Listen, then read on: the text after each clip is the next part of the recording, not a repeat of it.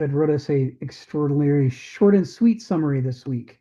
The true tragedy of human life is not death, but the spiritual deadness that comes from fear, habit, and the failure of self-cultivation. Bang, one sentence. So that's exactly where we left off last week. He was correct. This is where we were going to dig in, and this is our first. I've been promising for over a year that we would start interleaving medieval different medieval writers into the discussion as to augment Kenneth's writings about the medieval period. And one of the reasons to do that is in the Greek, he quotes the Greeks more often than in the medieval, he quotes the medievals. So I want to bring the strength of his argument in the middle section up to the level of the strength of his argument in the opening section. And it's not that I think he's wrong about anything, but I think it's illuminating to have access to the words of the medievals themselves, where they tell you the things that he's talking about. You don't have to take it for granted from him. And you probably noticed by now, we're in chapter 8, 5, 6, 7, 8. We're four into the medieval section, and he often in the medieval section will quote the Greeks, not talking about Christianity, but about Greek perspectives and Greek religion. So this is one of the ways I think we can help as we publish his book, is we can add footnotes and quotes that are more medieval.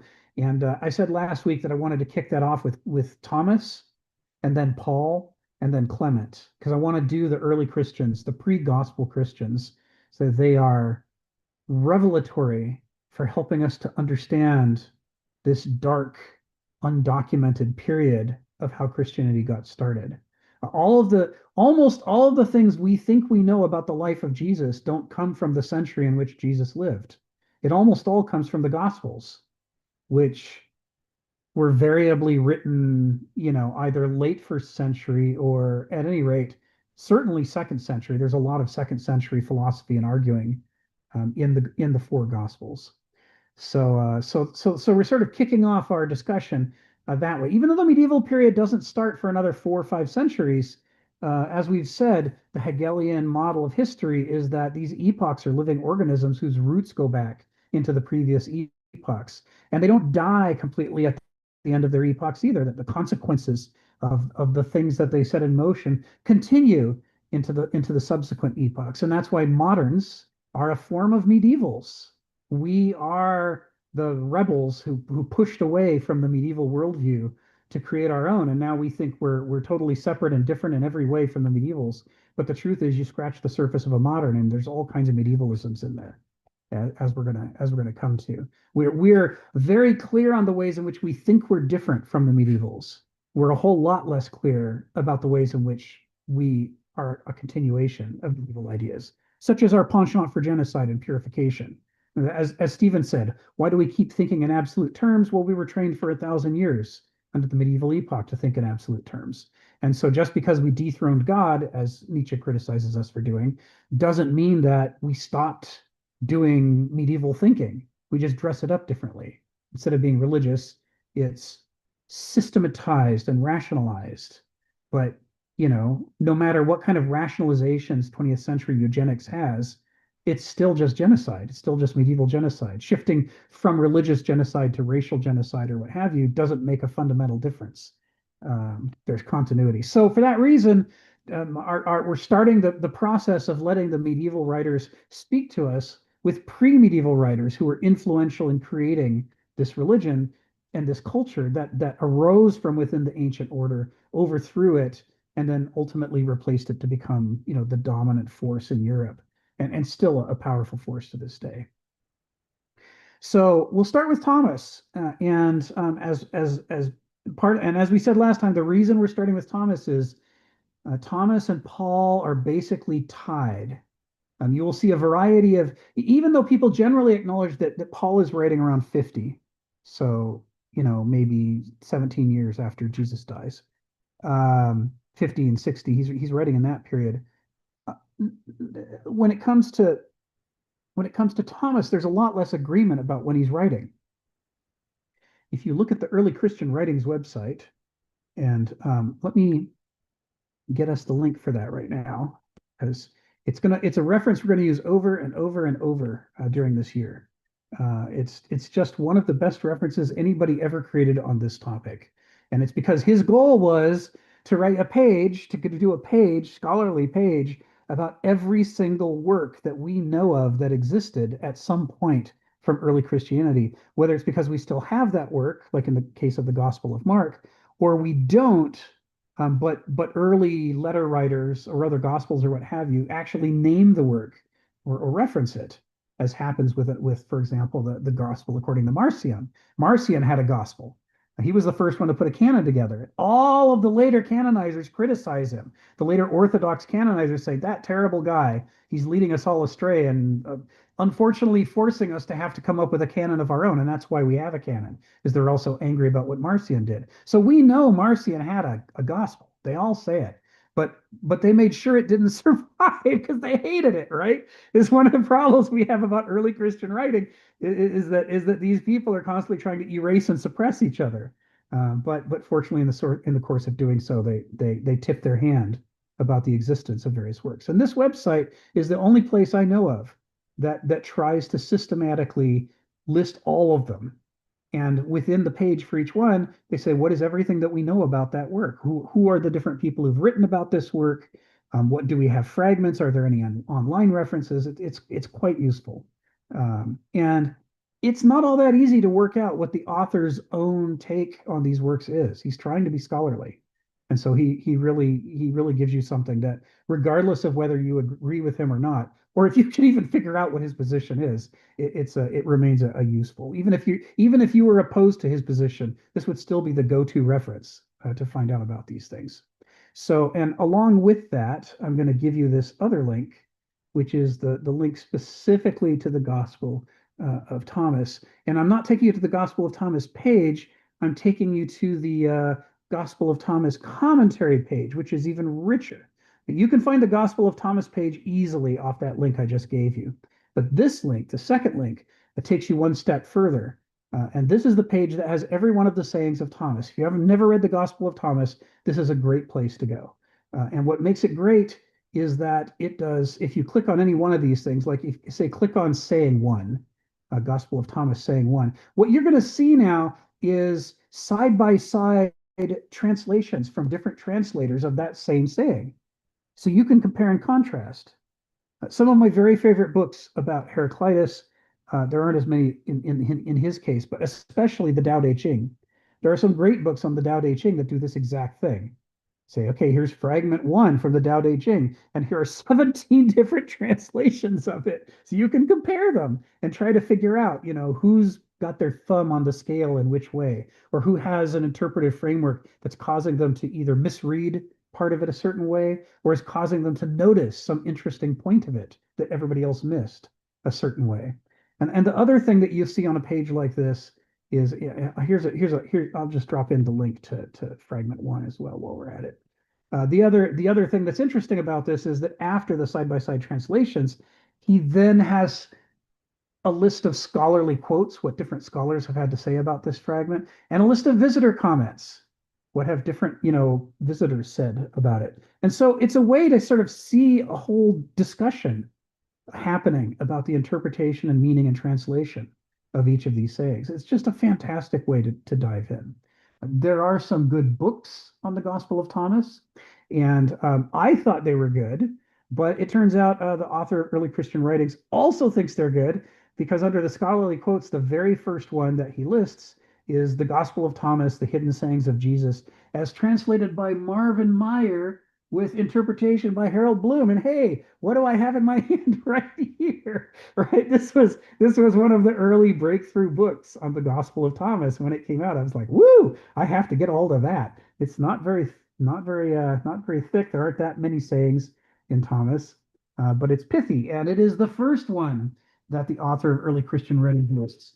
And on this one, you'll see the third one he lists is from the five Gospels, the search for the authentic words of Jesus. Now, I've mentioned the Jesus Seminar before, the Funk and Hoover commentary that he includes. It's Funk and Hoover and the Jesus Seminar.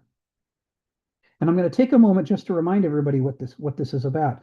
The Jesus Seminar was the first effort in modern history to put together all the best biblical scholars in the world into a giant committee that formed various subcommittees.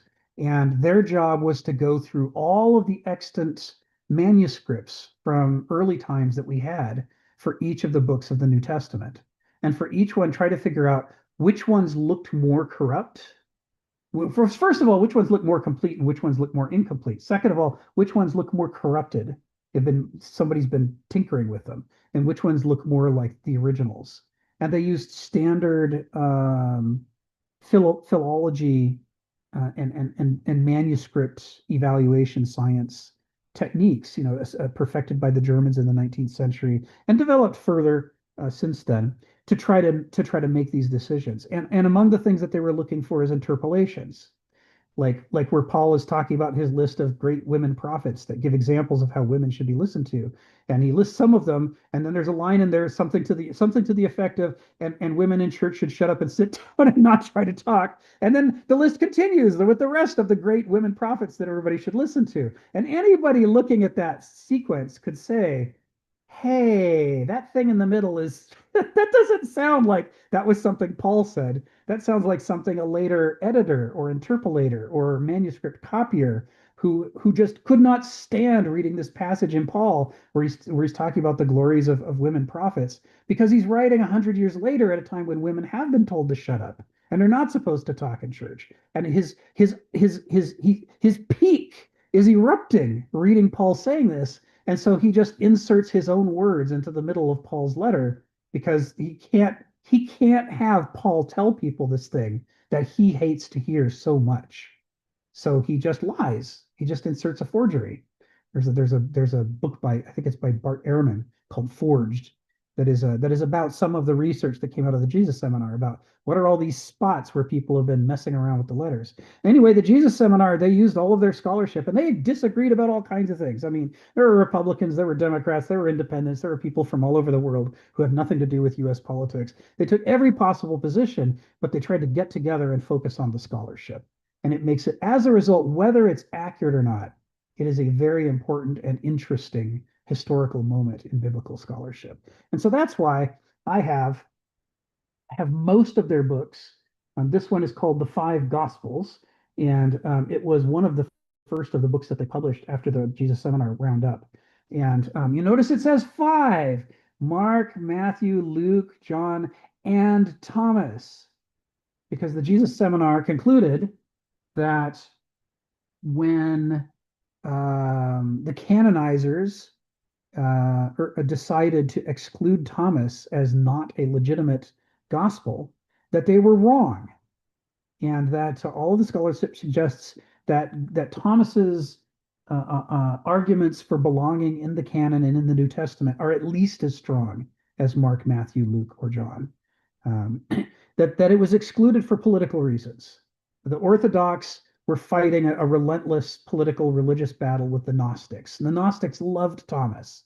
They loved him. Not just this, every other book that claimed to be by Thomas, whether it was legitimate or bullshit, the Gnostics loved it. Thomas was their guy. And so the Orthodox canonizers decided Thomas had to go. We're going to minimize Thomas in the canon of the future. And so they chucked out some things that clearly should have been chucked out because they couldn't possibly have been written in the first century. But they also chucked out this thing, which probably dates to the same time that Paul is writing. And so that's why if you look at the main page on early Christian writings, you'll see that it says it dates Paul to,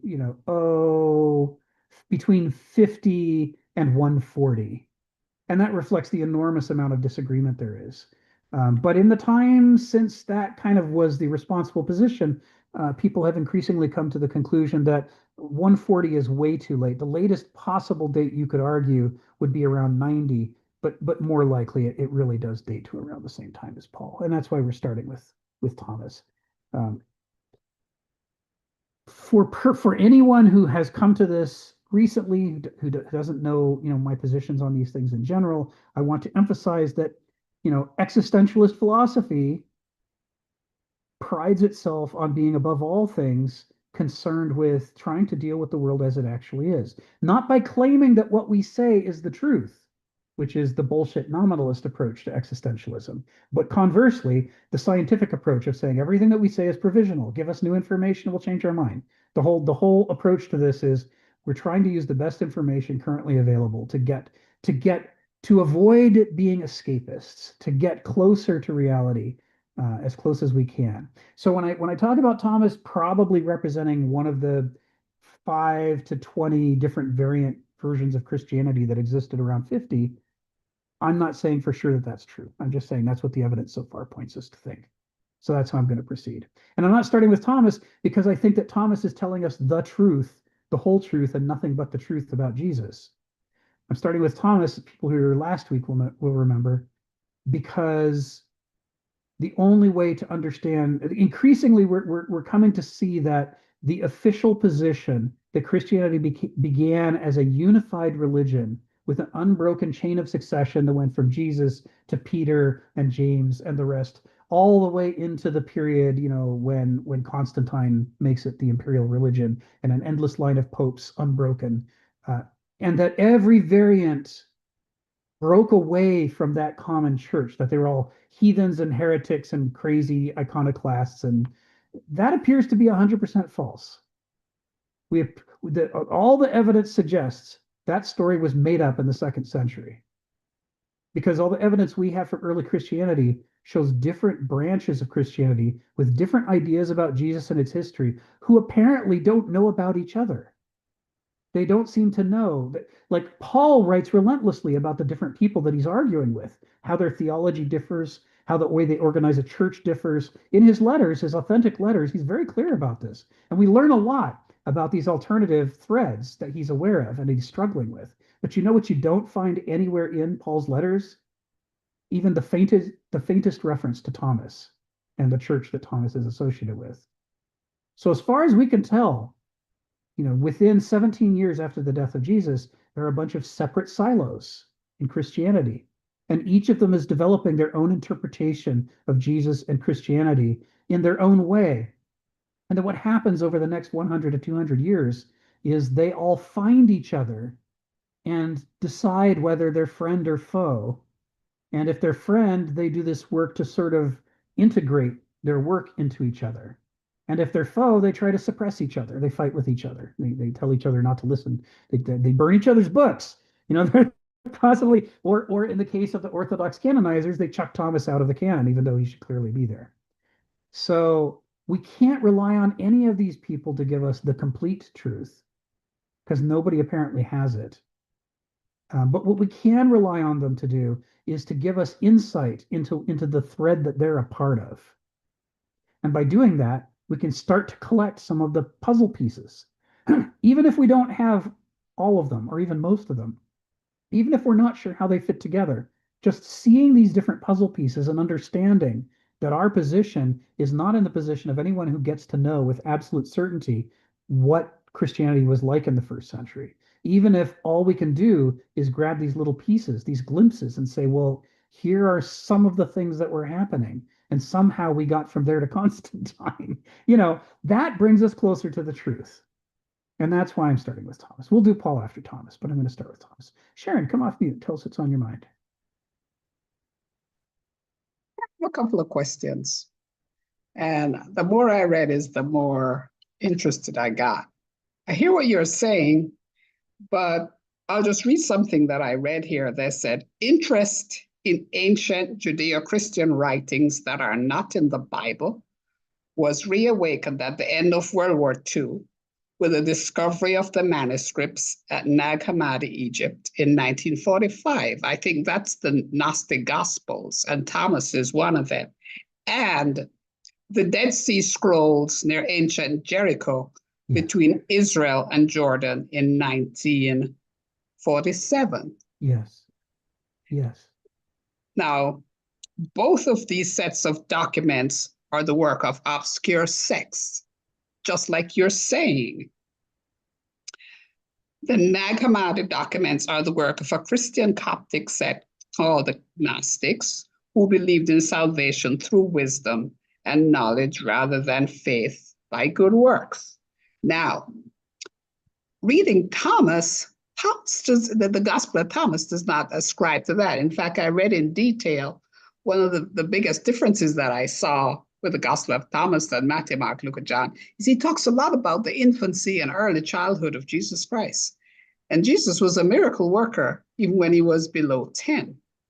And I got this book, The Lost Books of the Bible, and they detail quite a bit of Thomas's gospel in here. And the theology is not that different from Matthew, Mark, Luke, John, except for the way that he portrayed Jesus. Jesus is almost human, spiritual, but he portrayed the human element, and that I found interesting. Yes. So, how about the Dead Sea Scrolls, and how do they impact our discussion? That's my question. So, who's the author of the Lost Books of the Bible that you've got? It's got multiple authors. I'll tell you, it's got multiple authors. Give me one of them. One second. Solomon J. Schneps, SC. Yes, Lost Books. I'm gonna put that in the chat. I've read about this book, and I would like to actually read it. Solomon J. Schecht. I've been reading it for years. I took it off my shelf. I mean, I guess I never understood it fully until you opened the discussion. Because I looked at my date in it and it says 1994. Yes, yes. So I guess I was interested in it then. But so my question is, we have the Gnostic Gospels on the other end, and they were not included in the original Bible. And you have the Dead Sea Scrolls, and they were not included either. And the reason for the exclusion is just the lack of apostolic authority, right? And minor differences in theology. That's what I got from my reading. Yes. And Constantine, because he wanted his construction of the Bible, in my impression, was going to be mainly political. He wanted a unified theology to give to the people. Yes. That's what he wanted. He wanted it to be an imperial religion, and for that purpose, he needed them to be united and not fighting with each other. And the second thing I discovered was even though he had put the Bible together, there still was some discord and fighting among themselves among the theory. And that's when they came up with the Nicene Creed, also known as the Apostles' Creed. Right. And that was a pretty extensive document. And that kind of, I think that had major input from the Catholic Church, right? Yeah. So that I believe in God the Father, maker of heaven and earth. In fact, I know this very well because I went to an Anglican elementary school and we said that every day in Lent, the Apostles' Creed. Yes. Right? So the struggle for authenticity in the Bible is something that even in modern day, to my mind, I think is still ongoing. Yes. Yeah, right on. Thank you. Thank you, Sharon. Yeah, Nag Hammadi and the Dead Sea Scrolls. They blew open. You're right. They blew open this whole area of scholarship after World War II. And in the renewed interest that followed, we got everybody coming to this fresh.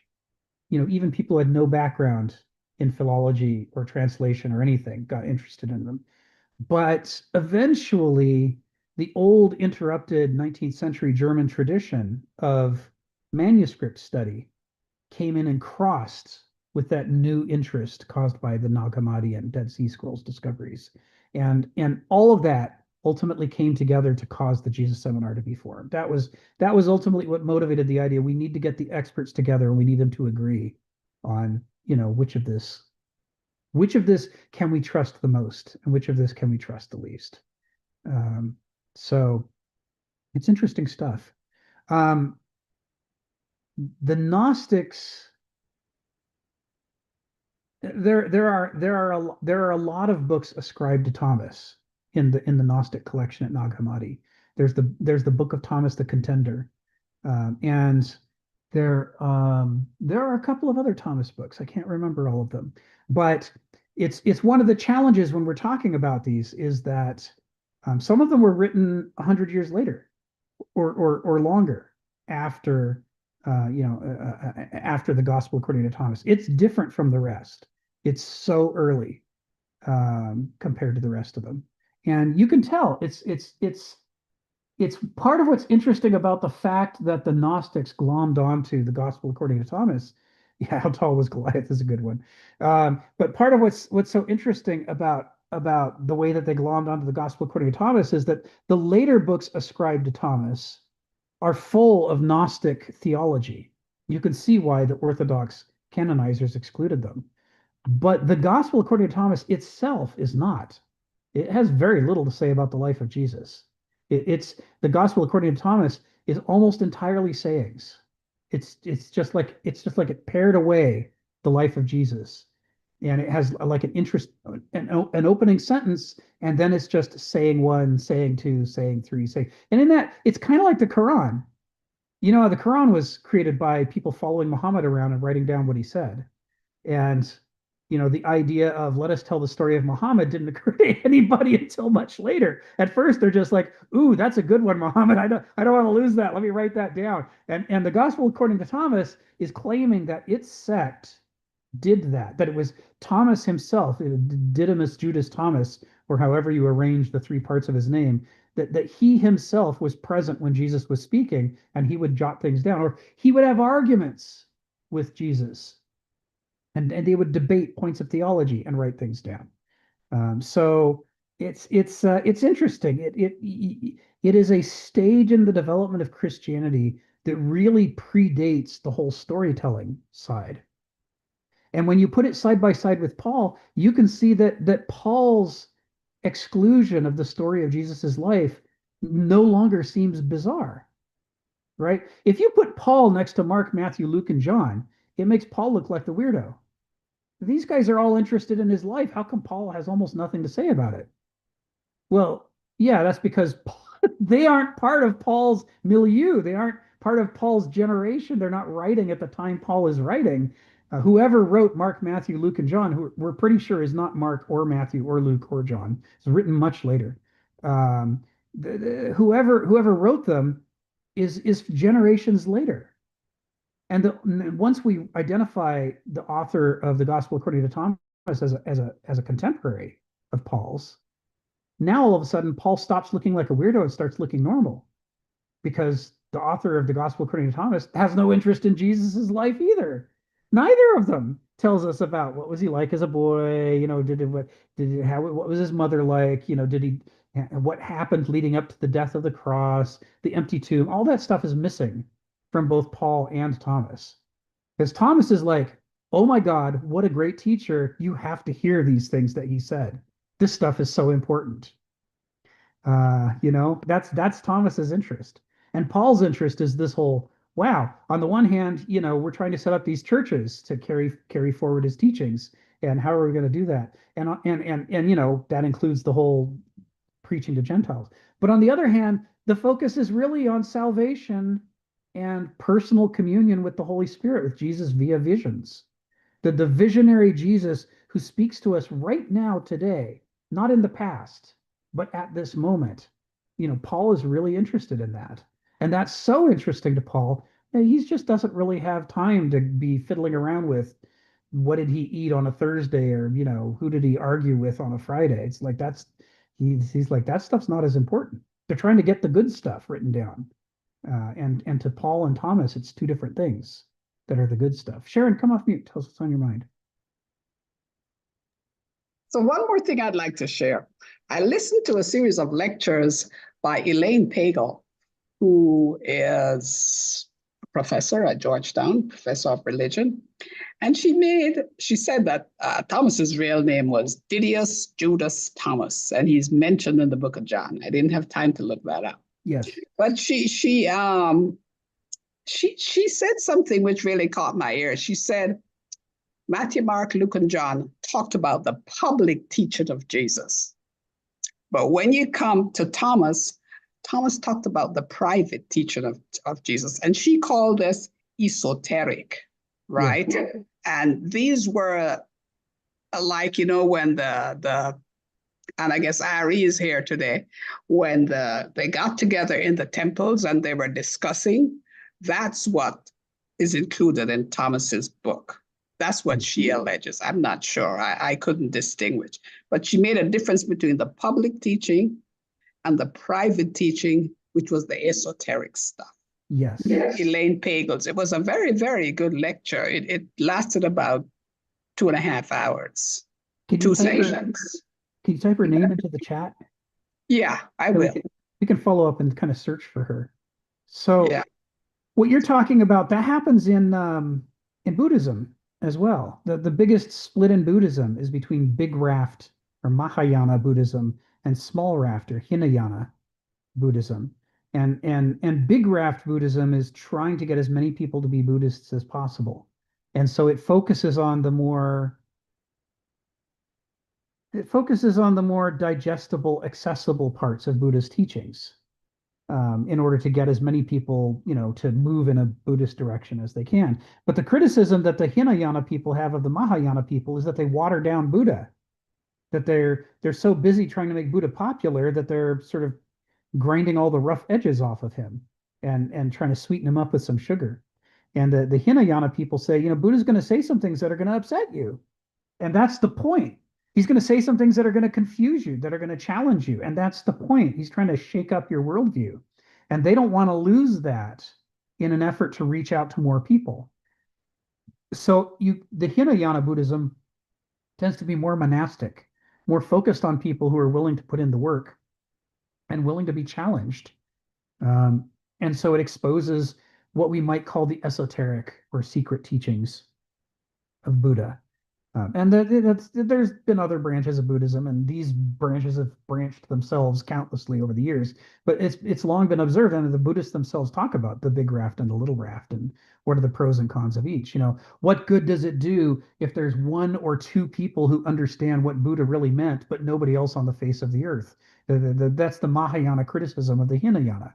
They say, yeah, we might distort Buddhist teachings a bit, but at least people are moving in a generally Buddhist direction and improving their lives, which is the point. The point is to change the world, not to just have one perfect person in a cave somewhere going, oh, there's one, I got it, I understand it. And so you sort of see this struggle in the first few centuries of Christianity between the Orthodox line of Christianity that turns into the medieval Catholic Church on the one hand, who want to bring the whole world under their version of Christianity. And then on the other hand, you've got these people who are really concerned with what was Jesus trying to teach us? And if it's uncomfortable, then it's uncomfortable. If it challenges our beliefs, then it challenges our beliefs, but it's what he said, and we should honor it. Jesus the teacher, who becomes then over time the esoteric secret teacher, versus Jesus the savior, your coupon to stay out of hell. Um, yeah, these are two different interpretations of Jesus, and it's very similar to the Hinayana and the Mahayana as far as um, the attempt to figure out what you're supposed to do with the life of this incredibly influential person. Um, Donald, come off mute. Tell us what's on your mind.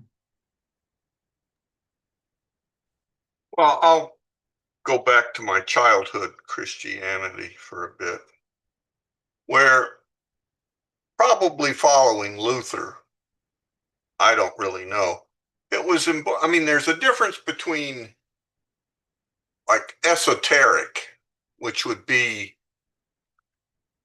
I would want to say difficult or requiring more effort to understand, and secret teachings.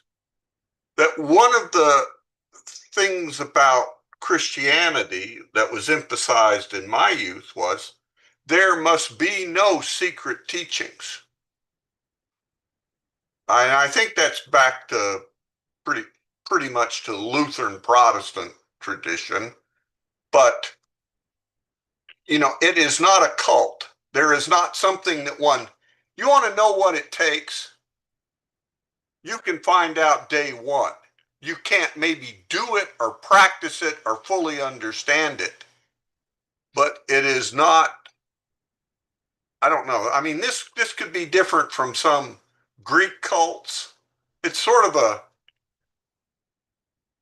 some I'm not sure where I'm trying to go here, but that how we understand esoteric, or are there secret, I mean, by secret I would mean teachings that are only provided to some sort of initiated uh, part of the followers, that are not, they're not public, because the view would be, if you want to avoid this cultish behavior or being characterized, it must be public. You must know day one what this entails. That's not to say you can understand it or do it, but that there's not, it's not like the priest knows something that you don't know. And it seems to me maybe that the medievals wanted to say one and do the other. There's nothing esoteric. Don't look behind the curtain, and but maybe they did keep something secret. But anyway,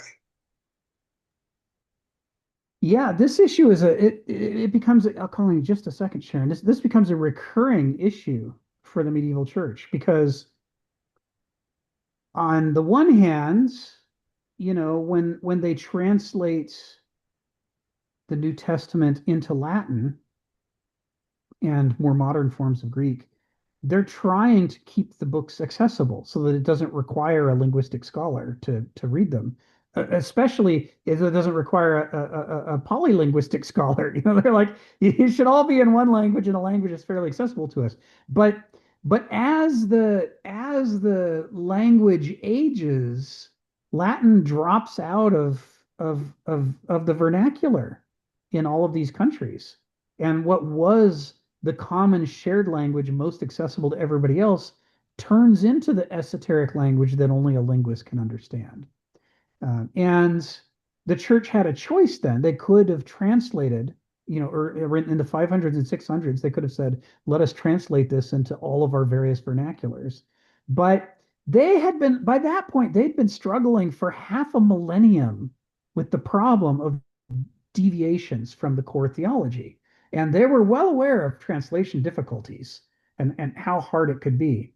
The last thing in the world they wanted to do was to try to embark upon 20 or 30 different translation projects, each of which would have been massive and would have introduced errors. And then the errors could have led to schisms in theology, which they then would have fought wars and died over. And they knew that would be the consequence.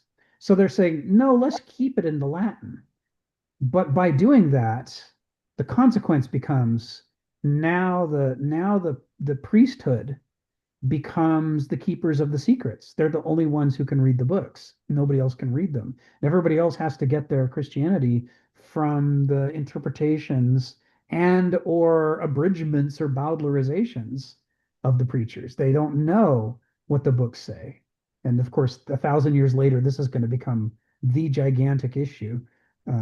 Translations into the vernacular becomes one of the major fights at the end of the medieval epoch. So what was meant to be public can become esoteric, even just by the course of history and how things change. And likewise, you can and that's aside from deliberate secret keeping. I mean, these Gnostic sects that ran off into the desert and we're going to hide from everybody else. They're obviously sects. They're like, we're in this one place and we don't want anyone to know we're here. It's like, okay, you're keeping secrets. I got it. And they wrote books. I can't remember which ones it was that talk about the secret gospel of this or the secret sayings of that. Which they're like, we've got the secrets. But it didn't start that way. As far as we can tell, the Gospel of Thomas had the other kind that you're alluding to, the other kind of secret, which is if you're not smart, I can say it right to your face and you won't understand it. And in one of the earlier chapters, Kenneth Smith actually quotes, I can't remember if it was Mark or who says, yeah, I mean, we're going to say things that if you don't have eyes to see and ears to hear, it's going to go right over your head, and that's fine. This message is only for the people who are capable of hearing it. And in that, they're echoing the ancient Greek ethos of the Aristos, that there are some things that only Aristoi can understand, not because anyone's keeping a secret, but because Duloi and Benalsoy their characters are barbaric.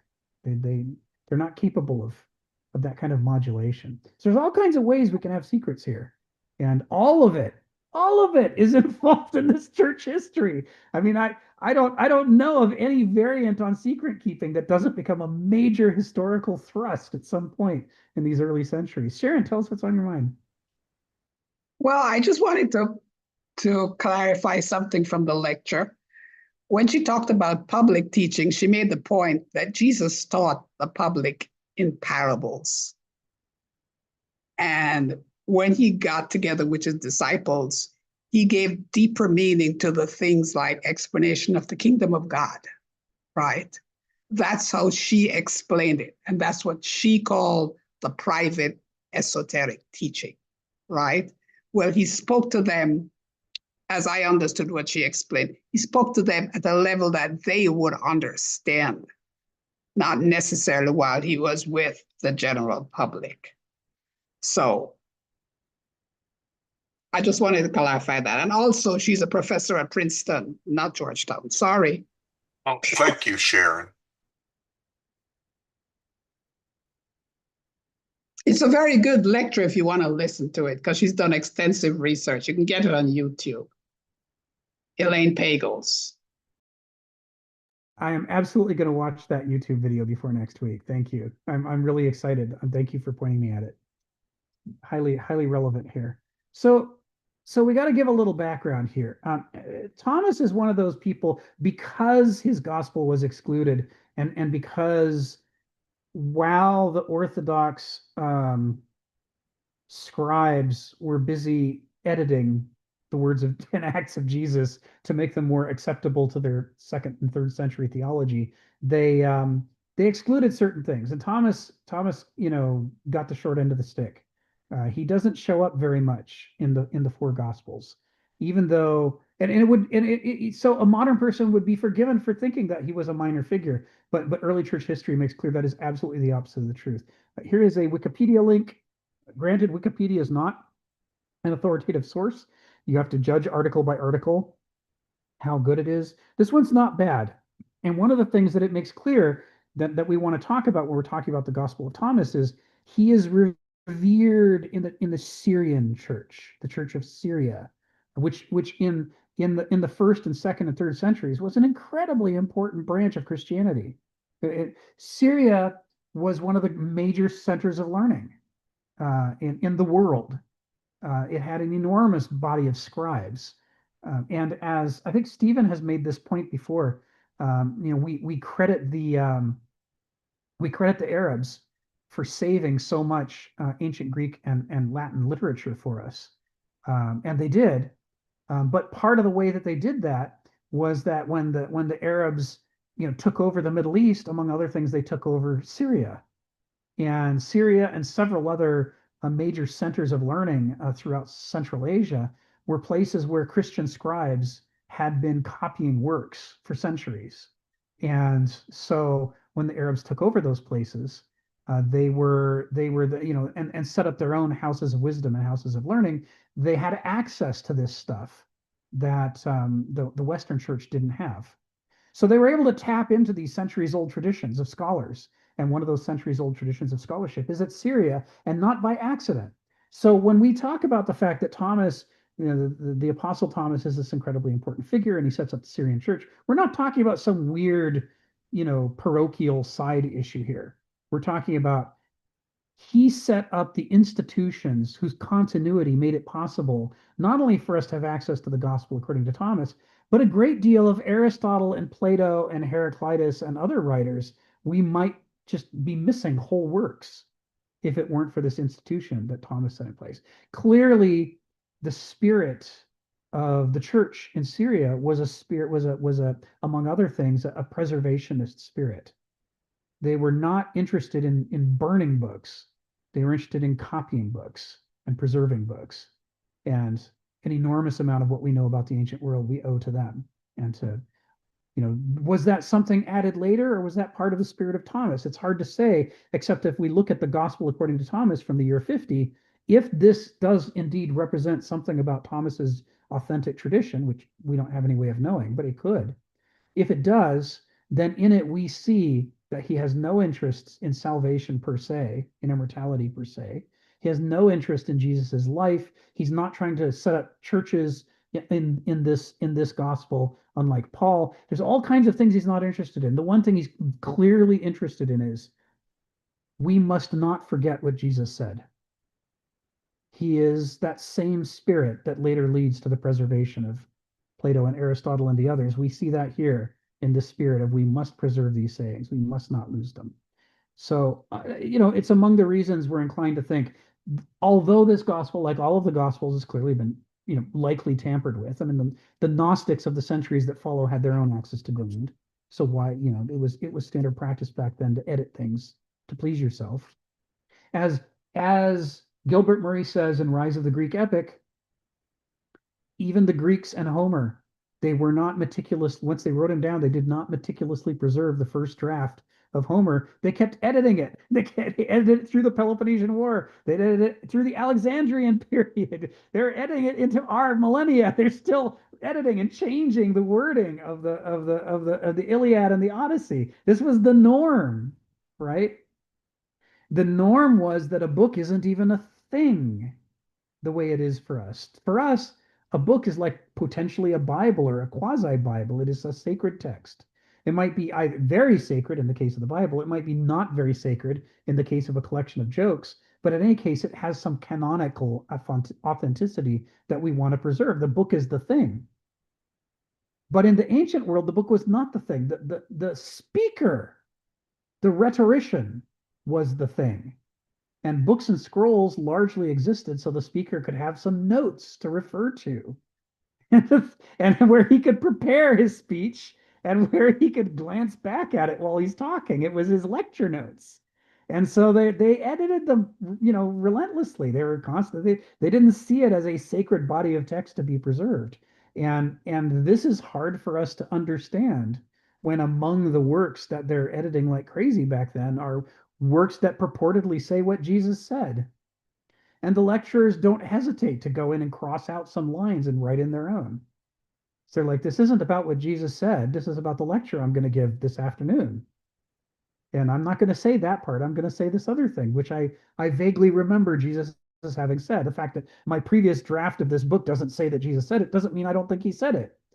It doesn't matter what my book says. What matters is what I want to say now. It's hard for us with modern ideas about scholarship to evaluate these books. So the gospel according to Thomas may or may not represent, that we have today, may or may not represent what Thomas actually wrote down, if Thomas was the one who wrote it down, which we don't know. This is our position. But it is a link back to a very early stage of Christianity, however much survives. As with Heraclitus, we don't always know which fragments have been warped a bit, which ones might have been written by his students. We don't know. But if you read these things, you will discover in the gospel according to Thomas a spirit, a character to Thomas's version of Jesus that holds together in the same way the authentic fragments of Heraclitus hold together. And the more you play with them, the more you'll get that smell, that sense of taste, judgment that helps you to go, am I talking to the same guy who wrote those other sayings? And when the answer is no, it might not be authentic.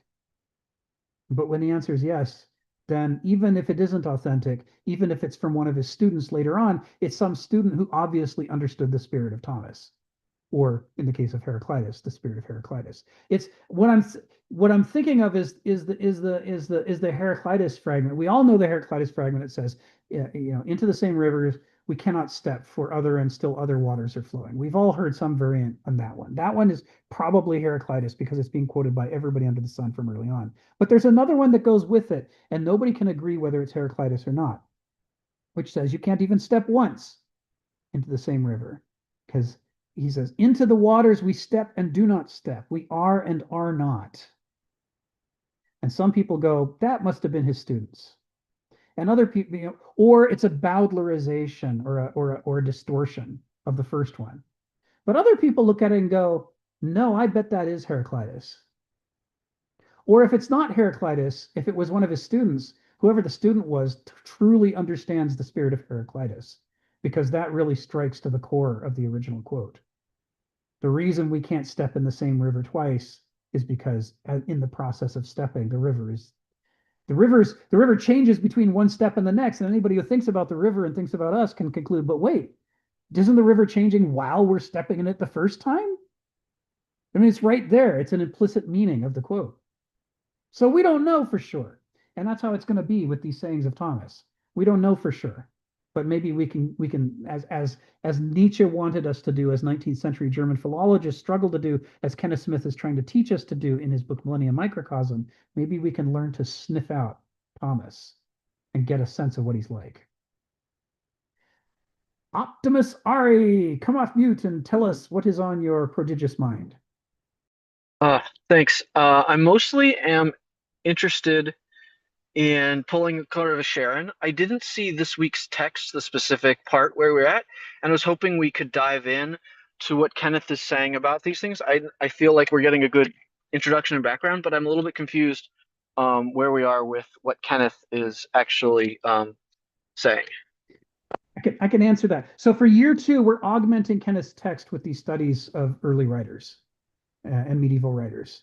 And so where we were in the text is we're in chapter 8, halfway through paragraph 11, and we were talking about this issue that Kenneth was just talking about the tragedy of death isn't as bad as the tragedy of not even living a life in the first place, of kind of going through the motions and never searching yourself. And that was what we were talking about. And this isn't directly related to that. I'm just augmenting. Okay. Are we gonna? I guess then when we are queuing directly into Kenneth, let me know, because I was just wondering, like, well, what does Kenneth say about this? What's the reference? Usually, I guess maybe I'm just a little bit a creature of protocol. There's usually a body of text that we can reference for the discussion, and I don't think I saw one of those for today. No, it was a couple of weeks ago when he gave us a reference to Thomas. And he says, Thomas Thomas clearly doesn't care about immortality, he said in an earlier sentence. When we look at the concerns of the early Christians, they're so different from what modern Christianity is concerned about. And he references Thomas and he references a few others. And so that was when I realized, oh yeah, we've got to follow up and dig out these. We need to expand upon the references that he's gesturing at. Because normally, if he's talking about the Greeks, he'll give us a quote, or actual things to look at. But in the medievals, he often just gestures. And so we're trying to supplement that by actually bringing, we're going to over year 2 of the medieval section, we're each week we're gonna dig into. Sometimes it'll be the same guy. Sometimes it'll be a different guy. We're going to go through mystics and monks and theologians and So you did say that, and I didn't put 2 and 2 together. Thanks for clarifying. No, thanks for asking. But that's what we're up to. Yeah. Okay, great. That's it. That's all I got. Thanks, Ari. Stephen, come off mute. Tell us what's on your mind. Yeah, in my studies, and it's pretty heavy going studying philosophy, it's trying to squeeze all this stuff into your tiny brain. It's difficult. You do learn a few things, and one thing, what's, say, troubling Christianity today, what's bringing it down. And one thing you would say is the Enlightenment. It was pretty easy back in the, Constantine's time. There's a big world out there. What caused it? I know, God.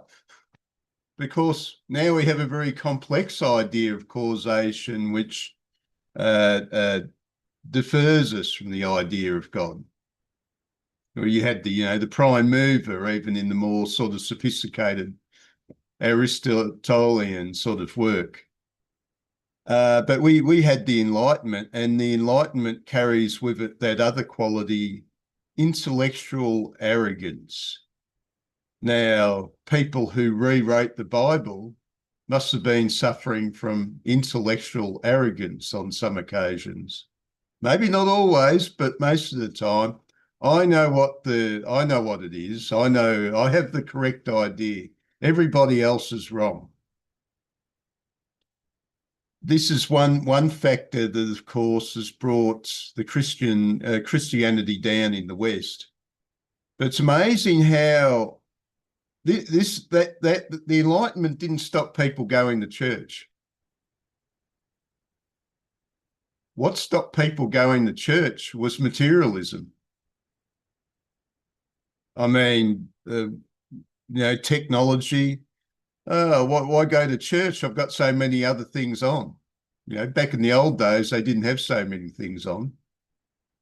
So they went to church. An important aspect of religion is, I was told that the purpose was to keep people social, because they have a lot of people want to be alone. You don't want your time being disturbed. You've got your own preoccupations. We have the luxury that we don't have to deal with people as much today. In the past, you had to deal with people all the time. But this is the overlooked one. The overlooked aspect is materialism. But of course, if you look at the gospel, Jesus is referring to materialism all the time. So they knew about the intellectual arrogance, but they don't seem to notice the materialism. It's a worrying aspect, because we are living in a materialistic age, and it makes it so easy to do what could be called the wrong thing. It was a much clearer choice when there was less stuff around, but when you've got a lot of stuff, a lot of things on, it all gets a bit hazy. I remember that that mystic Rudolf Steiner bringing up the case that he knew the leader of the German staff personally. And he said part of the reason they made that decision to attack France was they made it in the very early hours of the morning, which is precisely the best time to come up with a stupid idea and think it's a good one. This is what Steiner said. He spent a lot of time with country people, and the country people will always say, go to bed before midnight. Whatever you do, go to bed before midnight. Don't stay up in the early hours worrying about things. It's one of the worst things you can do, because you'll come up with stupid ideas when your mind is at its weakest.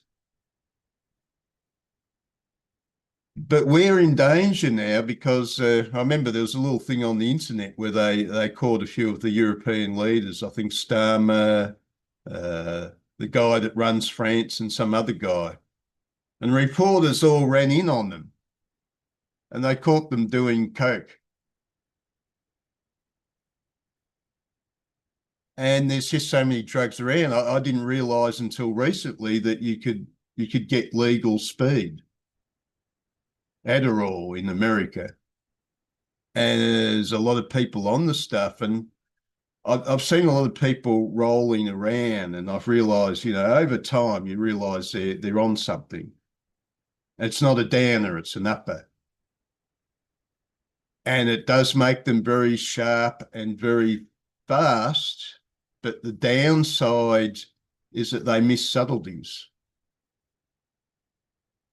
They, they've lost the ability to really reflect on stuff. And I suppose, maybe there's a few conditions which speed could be a medicine.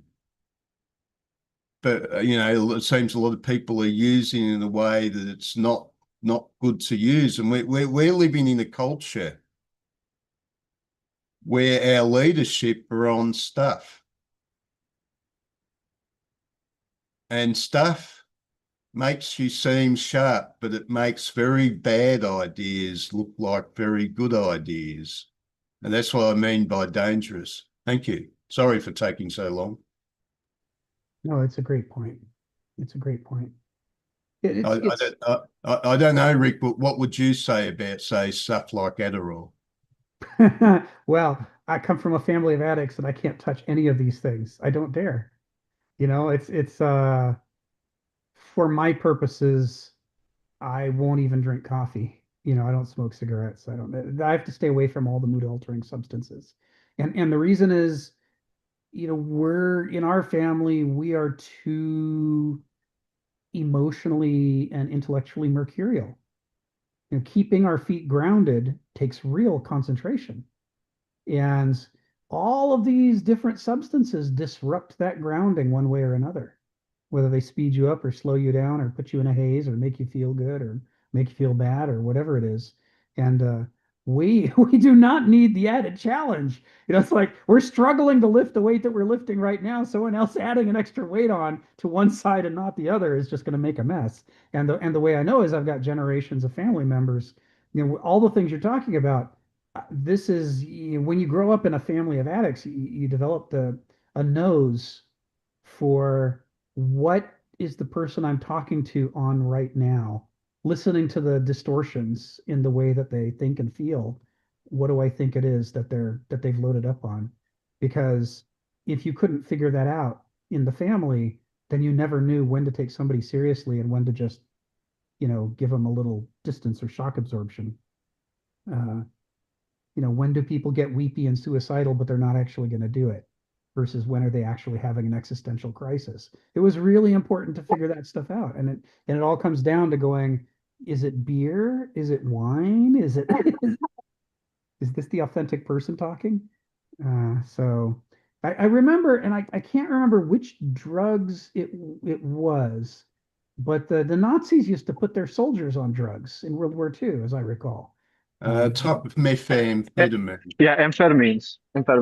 Yes. Methamphetamine. It was actually the Speed Germans freaks. using methamphetamines. The West used, what they use? They use bennies. Bennies. Yeah. Yes. Yes. Yeah, this whole, and you got to think too, in the Dark Ages, all those heroic kings of the hill who were riding out with their soldiers into battle against the king of the next hill and trying to defend their sides. A lot of them were in places where they couldn't drink clean water because everybody was pissing and pooping in their own water. And so, they're all drinking alcohol all day long, relentlessly. So you have, several centuries in Europe where a large number of the figures who end up in our history and our decision makers are buzzed, somewhere between buzzed and sloshed all the time. And that's their normal speed. And you wonder, how much of decision making throughout history, is the things you're talking about. People think that they're seeing the world, and this, by the way, is the theme that Kenneth is going through over and over in these paragraphs. How much of people's decision making results from their accurate assessment of the world, and how much results from the distortions in their perceptions, whether it's imposed by chemistry or whether it's imposed by ideology, worldview, unhinged emotions or what have you. I mean, the things you're talking about strike to the heart of why Kenneth wrote this book in the first place. So thank you for bringing that up. Sharon, what's up? I would just want to make the point that the Zulus, when they were getting ready to fight the British, I think they all got hyped up on cocaine. That's why they were such good fighters. So this has been going on for a long, long time. Yes. Did Stephen say Adderall? Adderall. Oh, Adderall, the drug that's given for attention deficit disorder. I can tell you very unauthoritatively what I'm seeing is that the kids who grew up on this attention deficit disorder, because they were not, grew up on this drug trying to treat attention deficit disorder, because they were not given the cognitive skills to manage their personalities, they get to early adulthood and they don't know how to cope. Right. Severe depression and anxiety. And those are the kids I used to help with in their mid-20s, early 30s. They get in the workplace and you have to do drug testing. And so it becomes a no-no. And those are the ones who I end up giving a lot of electroconvulsive therapy to get them out of their depression. So when you have a disorder, it's my unauthorized opinion that you need to learn how to deal with it cognitively rather than pharmacologically. Yeah. And so I don't know how it is in Australia, but we do have what I would think is an Adderall epidemic here with these young kids. You know, it does improve your test scores. It does make you focus. It does make you stay up at night. But then what about afterwards? Then you crash. Exactly. Yeah. Yeah, it's driven in the US by the current insurance industry because the insurance industry Yes. wants to pay out as little as possible. And so a quick patch over fix, they want to treat as though it's the solution. They don't want to, because the problem with cognitive therapy is it takes time. It's more effective Correct. and more Correct. enduring, and it makes a healthier adult, but it takes time, and insurance doesn't want to pay for that. So they just like, just give them some drugs for a few years. Their test scores will come up. Everybody will declare success. And then 5 years from now, when they crash in adulthood, we'll all pretend it's a new problem and that we didn't cause it by the way we mistreated these kids.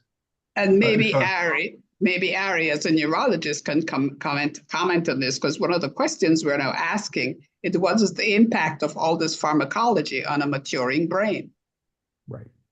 Right. If I might butt in, I'll just say that this is what I've noticed.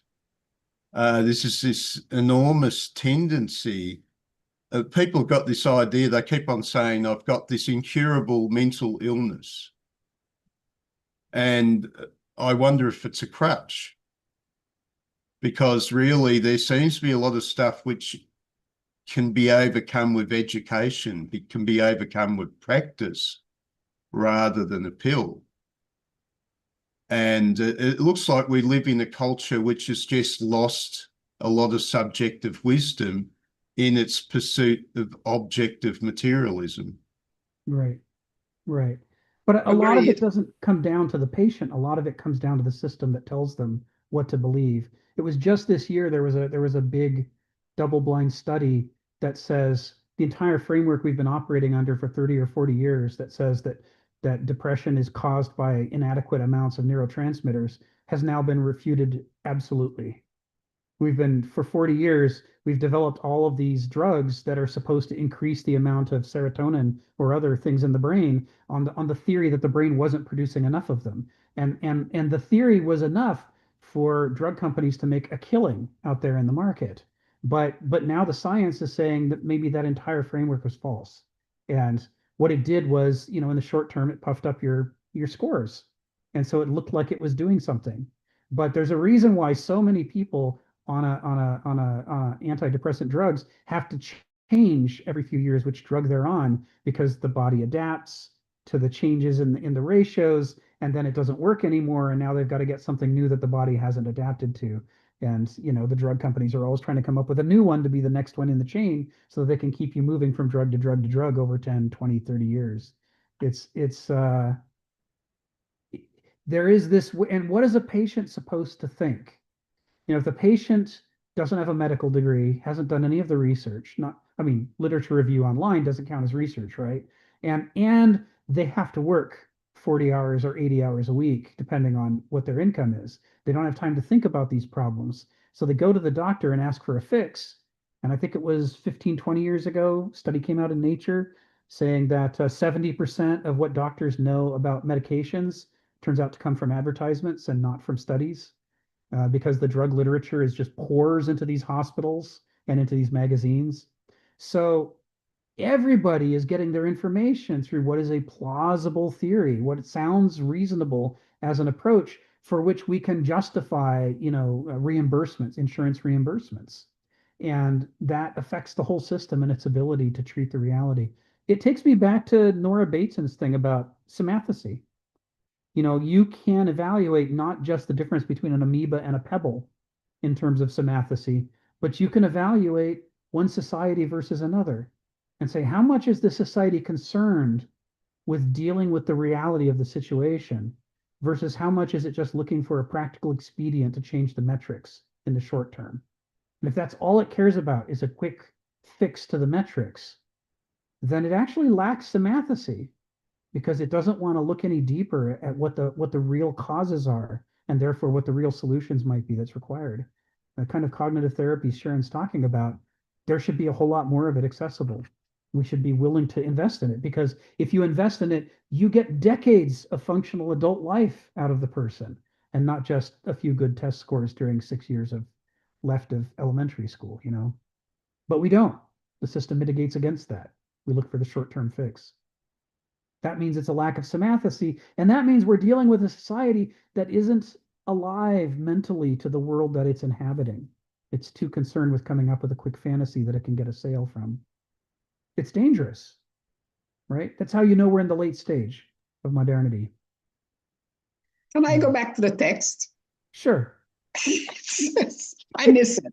It's a Sharon thing to do. It's time. It says, the limits on our lives serve a salutary natural purpose and should appeal to our own natural wisdom, cognitive therapy, not least of all by imbuing life with gravity and weight that should make us take it seriously and sanely glean what is most of value.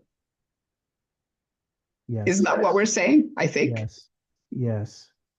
That's exactly right. There's the sentence for those who wanted to follow along. It's paragraph 11 from which we just did, I think, last week. Yeah, this is the chewy stuff, right? And this is the difference between, as Kenneth keeps taking us back to, religion and philosophy is either escapist or existentialist, and they should be judged accordingly. Are they going to deal with the actual reality that we find ourselves in, or are they just looking for an escape? How do we get out of this and move on? And it's the problem of pragmatism. It's why it's not a real philosophy. It sounds like it's a great philosophy, but the problem with pragmatism is it's looking for the fastest way to stop thinking. How do we get to an action quickly that looks good in the short term? And the problem is, how often is the short-term action exactly the wrong one that makes everything worse? Donald, come off mute and tell us what's on your mind. Well, Sharon's going to derail me here because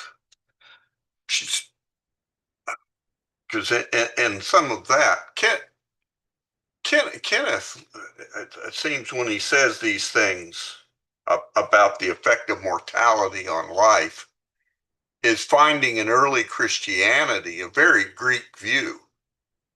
All the Greeks were very aware that without being mortal, ethics meant really nothing.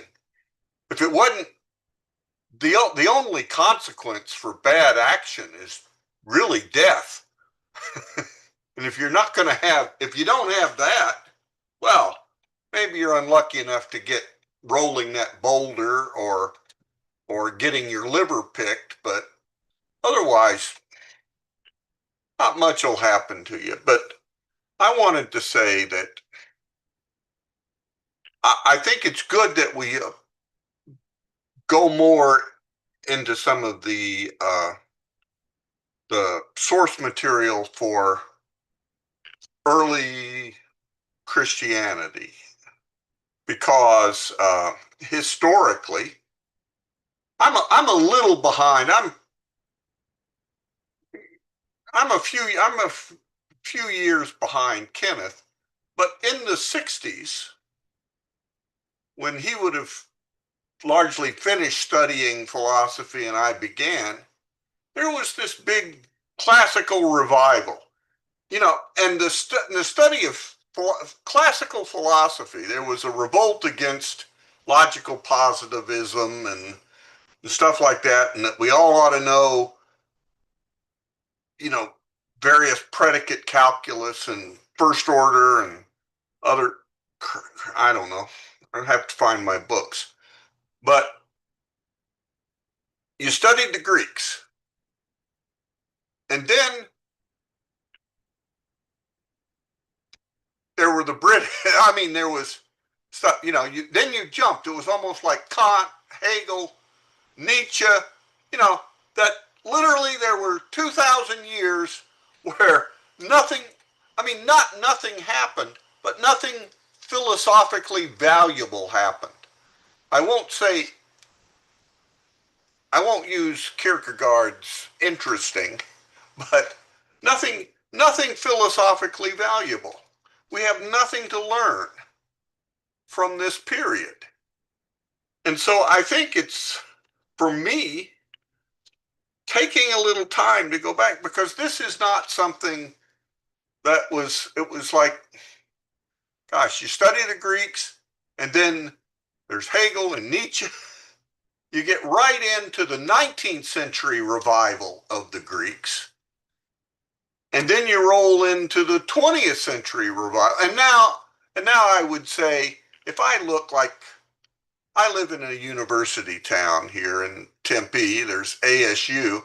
And if I go online to the catalog for the philosophy department, I couldn't major in traditional classical philosophy if I wanted to. It's all,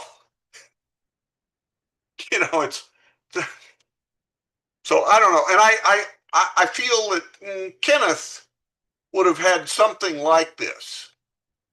And his thing is that he realized and sort of filled that gap for himself, because I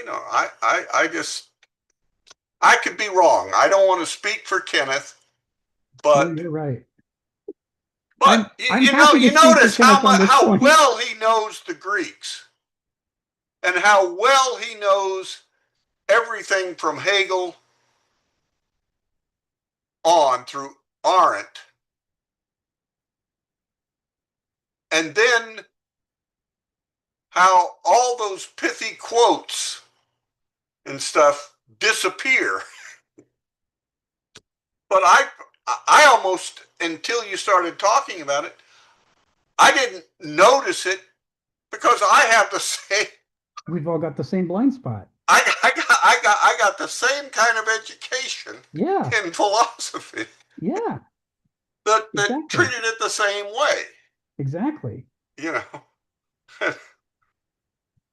Yeah, it's what you're talking about is the big problem for moderns, is that for modernity to define itself as the solution to the problem that is the medieval epoch, it had to suppress the medieval epoch and turn it into a bunch of brands. It is the brand of ignorance. It is the brand of superstition. It is the brand of backwardness. It is the brand of intolerance. They lined all this stuff up so that they could define modernity as its opposite. That is the purpose of the medieval epoch, is to be the despised ashes that we grind underfoot, in defining ourselves. But the problem with that is it's all a deception. It's a self-deception. The medieval epoch is far more interesting than just being that thing that we're not, especially because uncomfortably, it is often that thing that we are, in many ways. As Heraclitus warns when he talks about the boys picking lice off each other, going, "What we have seen and grasped, these we leave behind. But what we have not seen and grasped, these we take away with us." All the things we didn't think to question during the Reformation, that stuff in us is still medieval, just without God. But it's why the most scientifically and technologically advanced country on earth in the 20th century launches what's essentially a medieval program of trying to exterminate the Slavs and the Jews and every other impurity to create the one true nation. Well, that's just a variation on the medieval quest to create the one true religion that would rule the whole world. That notion of genocide is a medieval concept. And even if you dress it up in swastikas and German flags, it doesn't change. It's the same thing at root. But they couldn't see that because they had defined the medieval epoch as a caricature of itself. They didn't know who they were because they didn't know what that epoch was. I went back and looked today at the epigrams with which Kenneth Smith opens up this book, and we did those years ago, 3 years ago. But they are Goethe and others basically saying, if you don't know your own history, you don't know who you are. And none of your decisions have any foundation because you don't know how you got here. You don't know what you're struggling against, and you don't know if there are parts in it that you should be clinging to. You have to learn from your history. Ari, come off mute. Tell us what's on your mind. All right. You got me really excited, so I'll try to keep it under wraps is we were talking about my favorite subject, which is the neuroscience, and specifically, you guys were talking about dopamine the whole time. Adderall, amphetamines, these are all dopamine boosting medications, and really also what you're talking about with religion being this trying to get everybody to be social is really a serotonin booster. So without going too far forward, if we're all interested, it's worth mentioning. I brought my friend Reiner here, and we talked about this. And essentially, I've been giving a seminar on the neuroscience of attachment, which has been getting into things like the nervous system, and which is something called the sympathetic nervous system versus the parasympathetic nervous system. Those are the two arms. Essentially, one activates you and one deactivates you. The primary positive molecule, not feeling stressed, but feeling excited and motivated, it's in a book literally called The Molecule of More, is dopamine. And what I've been couching it is really the molecule of I, how I feel motivated, how I can predict, I can do me, which reflects modernity exactly. Hyper individuation, hyper motivation, objective thinking, turning things into objects to manipulate and control. It's about this is the predictive circuitry and the controlling and the power circuitry of the brain. And the serotonin circuitry, serotonin is often referred to as the molecule of satisfaction, but it's really, when you look at the studies, it's also the molecule of safety. When do you feel satisfied? When you don't need anymore. When you feel you've got enough. That's a reflection of feeling safe. And serotonin is all about essentially the molecule of we. How I feel safe is by being a part of something bigger than myself, where I don't have to control the situation anymore. And again, the SSRIs and the dopamine, these are really downstream. It's fancy language for saying they're not causal. And everybody's thinking they're causal. But really, the source of all this and what's healthy regulation is you want to have really high, what's called tonic levels of dopamine. All your neurotransmitters, you want to have relatively high amounts at the right time of day with your circadian rhythm. You want to have low amounts at the other times. Like, for instance, if you're sleeping and you're trying to get REM sleep, you have to have zero adrenaline in the brain. So it's called noradrenaline. But if you do, it interrupts these things. And people with ADHD and any with stress issues like chronic stress or just a number of issues, they have their cortisol timing wrong, their cortisol schedule wrong, meaning they have cortisol in the middle of the night, and they also have a lot of adrenaline in the middle of the night. That means they can't sleep. And it's interesting that if you look at the symptomology of all these things without telling someone they're sleep deprived, they say ADHD, they say disruptive mood disorder, they say all these other things. But if you tell the doctor you're sleep deprived, it looks exactly like someone who's been sleep deprived. And the signature of this is when someone is sleep deprived, their prefrontal cortex, that's the part that regulates the rest of the brain, is really unhinged. It's not connecting. It's not doing well.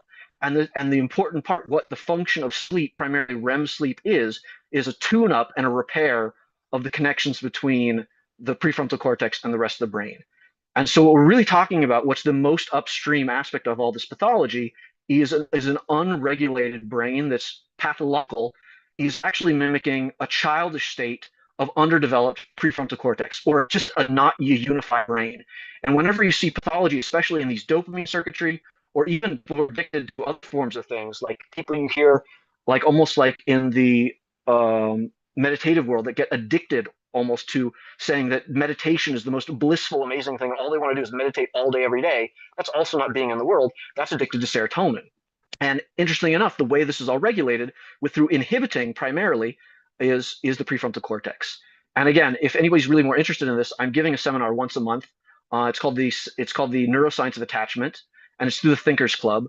But essentially, in the modern era, the problem that you guys were mostly describing is that we're in a hyper dopaminergic society. There's literally a book by Anna Lemke called The Dopamine Nation, but it's more like the Western world and the modern individuation of that we're hyper controlling, hyper individualistic, hyper presentational, hyper transactional. All of these are signatures of an overtaxed dopaminergic circuitry. Which happens is, if I can show you with this, when you have dopamine spikes or spikes in general, you look like this, which is like a stock market that's going crazy, or a heart that's about to die. It's just this crazy thing. But a healthy circuit goes this and this. And the difference is when it's like this, then it's brain are able to produce a nice smooth prediction curve, as opposed to this, it's crazy and it burns out. And the difference is when you do this, the model collapses and the brain, literally the prediction model collapses, and your tonic dopamine levels shrink to a flat, just flat. And this is what is known in ADHD as the low dopamine hypothesis. And children, specifically who are diagnosed with ADHD because they have low dopamine, things like Adderall actually seem to help them not only in the short term, but long term, where their dopamine circuitry for an adult who's healthy, this would burn out their circuitry like an amphetamine, destroy their brain. But for a young child, it seems not to. And the only thing that seems to be the answer in a simple way is their circuitry is already burnt out. So you're not burning anything out. You need to repair it in another way. But the point is, these Adderall things look like real good solutions because it doesn't hurt them.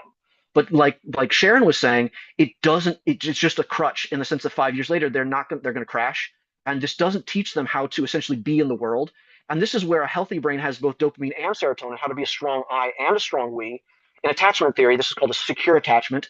And the anxious, there's two insecure forms of attachment, which is an anxious or an avoidant. An avoidant person is essentially only able to trust themselves and avoids others. They're too heavily reliant on their dopamine circuitry. And an anxious person is generally thought of as codependent. They're almost addicted to their serotonin circuitry, and that's probably in a lot of ways have underdeveloped dopamine circuitry or overly burnt out dopamine circuitry. But all these avoidants and all these narcissists, they're essentially kind of having burnt out or underdeveloped serotonin circuitry. And I don't want to reduce it that this is just like we're saying this is just a model where we can reduce it to all this. This is more like this is a model and it's useful, but it's still erring. But it's a very good idea of understanding that what really is going on is a dialectic between these two things, and the major arbitrator between this is a healthy, unified brain that's both self-regulating and co-regulating. Yeah. And in this case, this is the prefrontal cortex. And essentially, when you don't have a prefrontal cortex, you're a child. And we see in our modern society now a lot of people who are adults that are acting like children. That's because essentially they don't have developed brains. And this development that we're talking about requires this kind of dialectic conversation that we're having, cognitive behavioral therapy. In sleep, the biggest thing that I'd push is if anybody's taking sleep drugs, those are very dangerous. They don't help sleep, and they actually are increasing all of your comorbidities by a lot, and your likelihood of cancer by like 50%. And this is all well described in the literature. And it also is well described in the literature. It doesn't help your sleep. It just makes you feel a little better about it. And things like cognitive behavioral therapy, insomnia, which I'm actually training to be a practitioner of, is the only thing that's supposed to really help for sleep in the long run with really giving people their sleep back. And essentially teaching things like sleep hygiene, reframing, all the stuff you do when you really work with like a personal trainer who's going to teach you how to work out, as opposed to going to the gym and working out for you. Like everybody would agree that that doesn't work. And that's essentially what you're doing when you're taking one of these pills like Adderall or whatever the SSRIs. You're going to the gym and hiring a personal trainer, and they're doing the work for you. And these things actually deplete the circuitry. And when it depletes the circuitry, it causes the spikes, which creates the tonic level being flat. And now you have these circuits that are really burnt out in the brain. And the good news is, at least for most people, unless you're on amphetamines or something that's really dangerous, all of these things can be retrained. They can be built. Yeah. You can retrain your attachment theory. You can retrain to learn how to neuroplasticity still exists, even in a really old person like 80 for the most part, right? But it takes work, and it's a long-term process. Yes. Right. So I could go on this for literally. I speak for like an hour and a half when I do my area, seminar. Right. Yeah, it's my area. But I want to specifically say when Stephen is talking about what's going on, and Sharon's talking about with the Zulus and their Adderall and their amphetamines, and this was essentially hyper leveraging their dopamine circuitry to get them more predictive, more able to do things. But it's a real short-term game for a terribly long-term catastrophe. Yeah. And this is, again, like the modern thing that we're describing. And in general, what we're seeing, people that are, another way to frame this in our own language is dopamine, and this circuitry is where the predictive symbolic representation comes. This is fancy speak for hypernoetic, and they're losing the gnosis. And so when Stephen is talking about them making decisions in the wee night, and they're high on these things, they're thinking like eyes that think their model is fantastic, and they're not engaged in the world around them. They're not updating their model with what would really work with the subtlety, great language that he would say. Right. This is essentially they're checked out of their serotonin, and their prefrontal cortex is off. So they're using their automatic parts of their brain to come up with these things, as opposed to really be in the world. So again, it's like they have like a terrified tyrant brain. And that's what the modern world is teaching us when we're compartmentalizing and over relying on control and presentational and transactional, all these things. this is what Byung-Hul Chong, I'm going to get his name wrong. I said it all backwards. Um, I'm sorry, but he's the German Korean philosopher. I can't say his name outright. I can think of it, but my dyslexia It'll is come getting back in the to way. you. His name is really hard to pronounce. I think it's Byung-Hul Chong. But You can put anyways, it in the he's text. fantastic, and sure. And so he basically talks about burnout society and all these kind of things. So this is really at the nature of this from a reductive point of view. That's still a really useful model. Is this idea we're hyper leveraging our dopamine circuitry at the expense of our serotonin circuitry, and Yeah. this is really the often in the religious aspect. What religion or communities do is they bring you back to being connected to others and essentially developing the sense of we, where you can engage like a somathesy style in being for yourself and being for others, and that they bring each other into being. Nice. That's good. All right, I'll stop there. I'll go on forever. I got to stop myself. So thanks for listening. I know exactly how it is to be so excited because you're talking about the thing that this is, you're thinking, I can help with this. This is something I know about. Let me jump in. I've got things to contribute here. I know how that feels. And I felt it sympathetically with you while you were going through that. But that's important stuff you're talking about. And it's going to come up more and more often as we go through the late medieval and early modern period when, as you point out, it becomes the one-trick pony solution to all the world's problems, and therefore generates new catastrophes as a consequence of those solutions. So thank you for that. Stephen, come off mute. Tell us what's on your mind. I was just wondering about that period of no value philosophy in the Middle Ages. I don't know if that's really a good way of saying it. No, he wasn't trying to say that it actually has no value. Donald was trying to say that's how it was taught in the 20th century. Everybody who grew up in a certain generation got taught there's nothing of interest here. Look past. And that is certainly how they used to say it. The Dark Age. Why would you look at it? And you're right. Thomas Aquinas, right? You said in the chat, you got Thomas Aquinas there. You've got an enormous number of writers and thinkers are saying very interesting things that we've all been taught not to look at. I don't know if it is found in the time of the Greeks, but one of the arguments was they were arguing about the categories. They were arguing about logic, epistemology. How do we know things?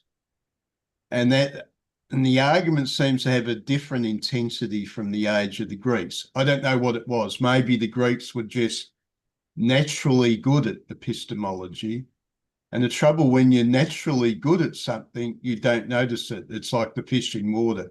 Fish are good swimmers. They just don't notice they're in water. Yes. This might be the case with the Greeks, but it was in the Middle Ages they started talking about the water, what we're swimming in. Right. And some of the categories there, like, the class of lines. Okay.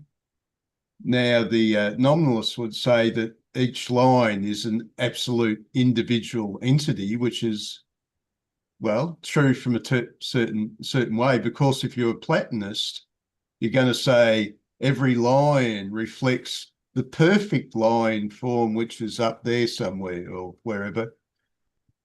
So there is a definite, for the Platonists, there is a definite class of lions. They have certain characteristics. They're, I don't know, yellow, they have tails, and they eat Christians. But then you got a problem when you start using things like the class of numbers or the category of numbers. Because, that's the question, is that a true category? It doesn't work out because the ideal form of one and the ideal form of two are different things. So we have a category of convenience when we talk about numbers. Mm-hmm. It's just convenient to say they're all the same thing when they're not. You can't go and put a one in a computer program where a two is supposed to go, or you've got all sorts of trouble. You can't be a computer programmer and say, look, it's a number, it's good enough, man. I've stuck a number there. Yeah. Now, of course, with the lions, you could stick the lions in the arena and the Christians. There's going to be lions that are just not going to perform. But the Platonists would say, that's just earthly imperfection. There is this perfect lion form up there somewhere. Okay, thank you. Okay, I like that example. Well, this all this stuff about the categories. You're not going to get Hegel No, without this groundwork having been done. that's right. Or Kant. You know, Kant is Oh, that son of the devil.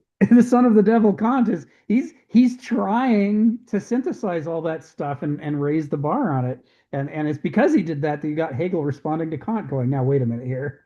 There's this whole we it there is this unbroken chain of relationships, and they're not the relationships we want them to be, that lead from Socrates, the pre-Socratics and Socrates and Plato and Aristotle, but lead right through the medieval period.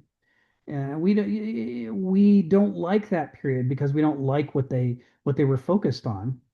But as moderns, our likes and dislikes, are not definitive. They shouldn't be used as a basis for deciding what we should study. Because what is interesting about the medieval period, among other things, is the way that they were, as you say, they were willing to question things about the ancient world that the ancients themselves couldn't question. The ancients were very good at swimming in their water, but there were limits to how much they could question or develop a theory of water because it was everywhere. They took it for granted. What is what is natural to us, and what is the significance of that? How do you hold naturalness accountable to some higher standard if nature is your highest source of meaning? It created a problem for the ancients. And next thing you know, you've got the late ancient period when people of bad character were nevertheless elevated to positions of authority where you were not allowed to question their character or their nature. But in fact, the terrible consequences of them being in a position of rulership meant that you should be questioning their character. And that became an intractable deadlock in the ancient period. But because the medievals overthrew nature as the top source of meaning and put God in top, they had the ability to break the deadlock and start to ask questions about right and wrong in a new way, in a different way. So there's some very interesting debate about what is the good life and how should we treat one another that happens throughout various thinkers. Over here, the voice of Lucifer in Kant, when he said treats man as an end in himself. That's the voice of Lucifer, isn't it? Because there you got God on his throne there, you're man, you're standing in front of the throne, and Lucifer comes up and says, did you know you're an end in yourself? Oh, yeah, Lucifer, yeah, it sounds good. Why are you listening to that God dude up there? You're an end in yourself. So I'm questioning here one of the Kant's central claims, Yes. which leads to a certain type of egoism. Yes. I mean, after we're fully conversant with the medieval value system, which we're going to work on here over the next year, coming back to Dante, Milton, and Kant in that order is going to be an amazing experience for the reason that you just alluded to. So we're going to be things like what you just said are going to become a lot more apparent to the rest of us after we've spent time with Aquinas and Augustine and Hild and the rest. So, but we're starting with Thomas. We're going to start with Thomas. I will call on Donald, and then I'm going to take us to some Thomas before I turn back to Kenneth. So go ahead, come on. Well, Stephen can't jerk my chain so easily without suffering. Anyway, you can't blame things on Kant without blaming things on Hume, who woke him from his dogmatic slumbers. And Hume is a very good example for Stephen because there you have no categories. You just have particularities, and in the end, Hume dissolves the world. it is all individuals. No lion up there, out there, in there. I don't know. I think it's for at least for Plato, which I sometimes claim to have read. It's not so important that Plato's answer has held up for 2,500 years. It's that when we try to collect, how do we determine that these are all lions? Do we sort of collect them all and examine their DNA? Or, in order to collect them all, do we not have some idea that sort of tells us what they are so we know what to go and collect? You know, you've got that real problem. That problem remains real regardless of whether you like Plato's solution or not, or if it even makes any difference, or you don't like Kant's solution of categories, which you're fine. You can crap on Kant all you want, and I'm not going to get into that. I'm not going to jump in and defend Kant. No, but Plato. but Your Plato, immortal soul is in danger. but Plato, you've still got the problem of the one and the many. Yes. You know, and you can understand that that's a real thing that we have to cope with regardless. Even if you don't have the perfect solution for it, you can still regard it. Was it ideas? I don't know. Is it the modern thing of, well, we just the modern, like, how do we know they're all, Socrates discussed this in terms of bees. How not lions, but it's the same thing, How do we know they're all bees? Why do we call them all bees? Have we collected all the possible bees and examined them to determine if they're the same? Oh, well, how do we know we got them all? Well, because we must have known what bees were. Or do we collect everything and study it to find the natural clumpings? Do we have some kind of thing? My mind's going here. The thing that they started coming up at the beginning of science, of charts of organization and stuff like that to categorize one thing required you to categorize everything. Taxonomy, exactly. That's the word I was searching for. Taxonomy. But taxonomy, you have to have everything and categorize, because things are not done in terms of ideals, but in terms of very Aristotelian, actually, in terms of contrast and comparison.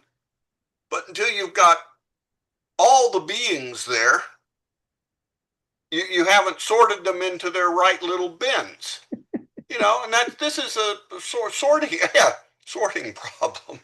Good. I got a whole book on sorting problems. It even analyzes the algorithms for the efficiency, but don't get a computer scientist talking about sorting. Anyway, I don't want to have an argument with Stephen, because I think he's quite aware of everything I've said, that this issue has to be coped somewhere, and it's not one that can just be denied. That, well, how do we find all the bees? Yeah. Well, we'd say now we do it by doing DNA, but have we checked the DNA of everything? Do we know? Have we compared all the little sequences to find the ones that are identical everywhere? And the classification of DNA in a lot of cases is opinion. Yeah. Yeah, let's scratch the surface and we get back to the complexity again. It's a problem. Well, it's I don't, I'll say something about that. If you ever listen to these lectures by Dennis Noble, he's a he's an evolutionary biologist, and he talks a lot about Dawkins, where Dawkins makes the claim that if I've got the DNA, I can recreate any being that had that DNA.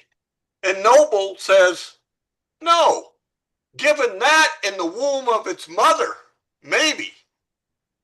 But other than that, you have DNA and no machinery to do anything with it. Yeah.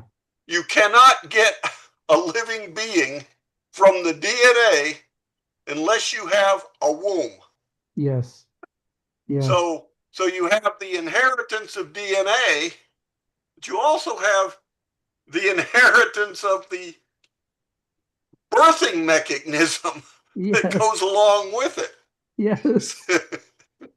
It's like the DNA is the score, and the mother's womb is both the organ and the organist that performs. He talks about like who turns all this stuff on and off. Right. The sequencer, the conductor. That is not in the DNA. No. So, or in the case of bees, an egg. Yeah. Right? The egg does the work. I don't know. Well, I guess never mind. I've made my point. I've made my point to Stephen, and yes, share wrath with Hume, because he's sort of the counter case to both. Yeah. Where at the end, he dissolves the world into nothing but particularities that cannot be assembled into any greater whole whatsoever. Did he ever say he was right? Well, you're dissolving right before my eyes, Stephen. You're becoming just this mass of cells breaking up into He's just molecules, into atoms. There. It's just atoms. But maybe he was just challenging, but the trouble with Kant and Hegel is they actually say, I'm right. So I'm going to actually jump in and drive a wooden stake into this part of the discussion. Please do. Let's save these guys for the modern period. We can allude to them, but we don't want too much of the medieval period to be talking about the moderns. I'm gonna take us back to Thomas for the last 6 minutes of the second hour, and then we're gonna switch to the text of Kenneth's book.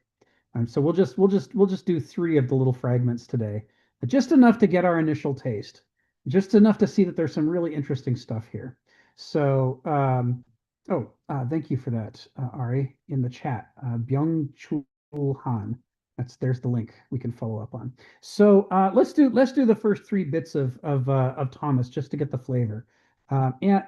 These are the opening words. These are the obscure sayings that the living Jesus uttered and which Didymus Jude Thomas wrote down.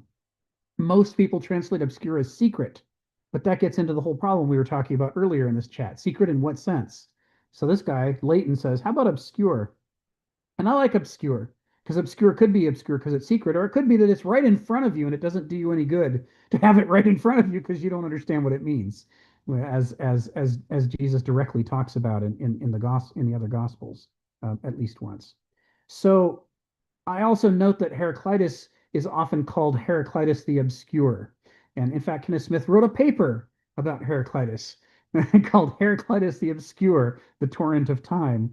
This idea of saying dense, pithy things that are designed to provoke you and that you have to chew on and think about that are not obvious is implied by the use of the obscure rather than secret. Secret could be something easy to understand. It's just been hidden from you in a culty way, like was alluded to earlier. But obscure perhaps captures it better. And as you read some of these sayings, you will come to the same conclusion that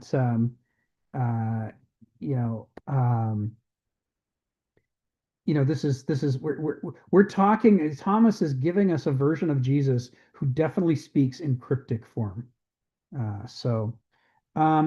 if you go to the page of commentary and translations about this opening sentence, there are a number of observations about it worth pointing out. The first is that in the old style of writing books, books didn't have a separate line that was the title. Usually the opening sentence is interpreted as in some fashion as the title. So you might say that the name of this document is not the gospel according to Thomas. The name of this book is the obscure sayings that the living Jesus uttered and which Didymus Jude Thomas wrote down. The idea of a short pithy title comes later in history. They don't do that yet. And as one of the commentators notes on this page, the Gospel of Thomas, that phrase, that's the last words in this document. It's at the very end. And given the way that people tended to deal with parchment and all the very papyrus and all the other various things people were writing with, you had to be conservative.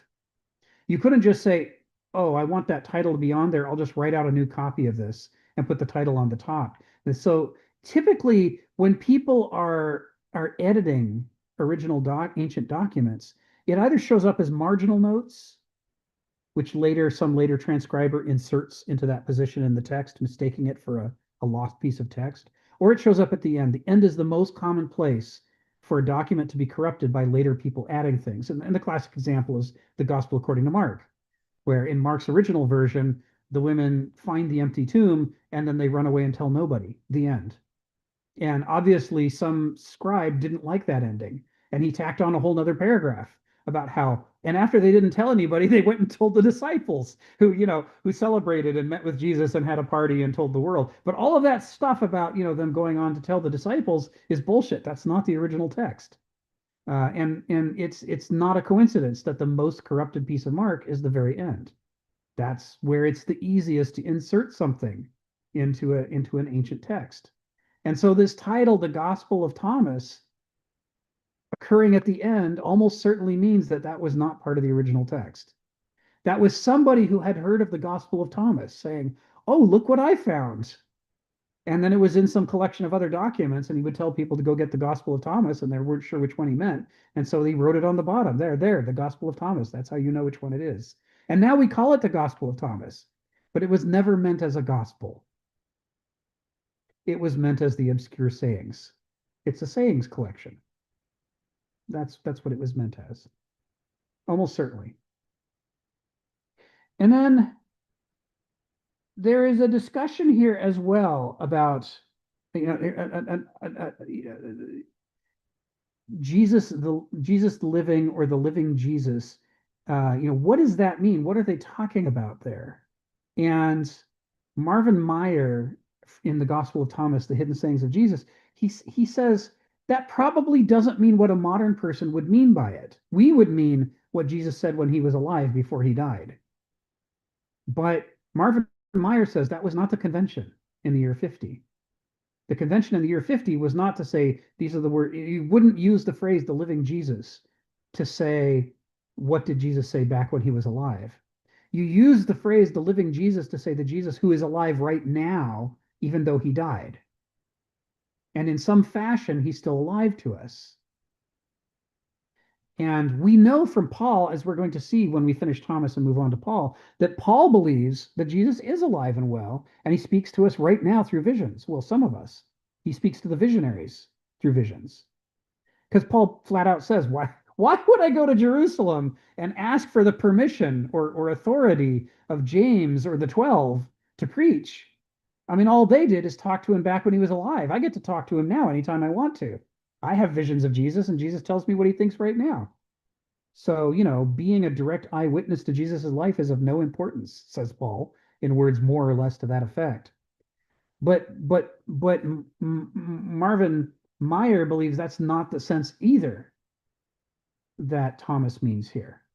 This isn't what Jesus said when he was alive, and it's not what Jesus is saying through visions. It's a third kind of living.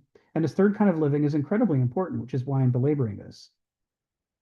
I've mentioned before that there was a practice that was going on in the first century, and it continues into the second century, in which Christians would read the Jewish holy texts looking for proof of Jesus, looking for prophecies of Jesus. And it was like doing crossword puzzles or Sudoku. They would pride themselves on their ability to penetrate the meaning of the text and find these clues to where Jesus, in what is ostensibly a text not about Jesus, they would say Jesus is actually speaking to us through Daniel or Enoch or Sirach or something else. That they believed that the text was an oracle of a sort through which Jesus spoke.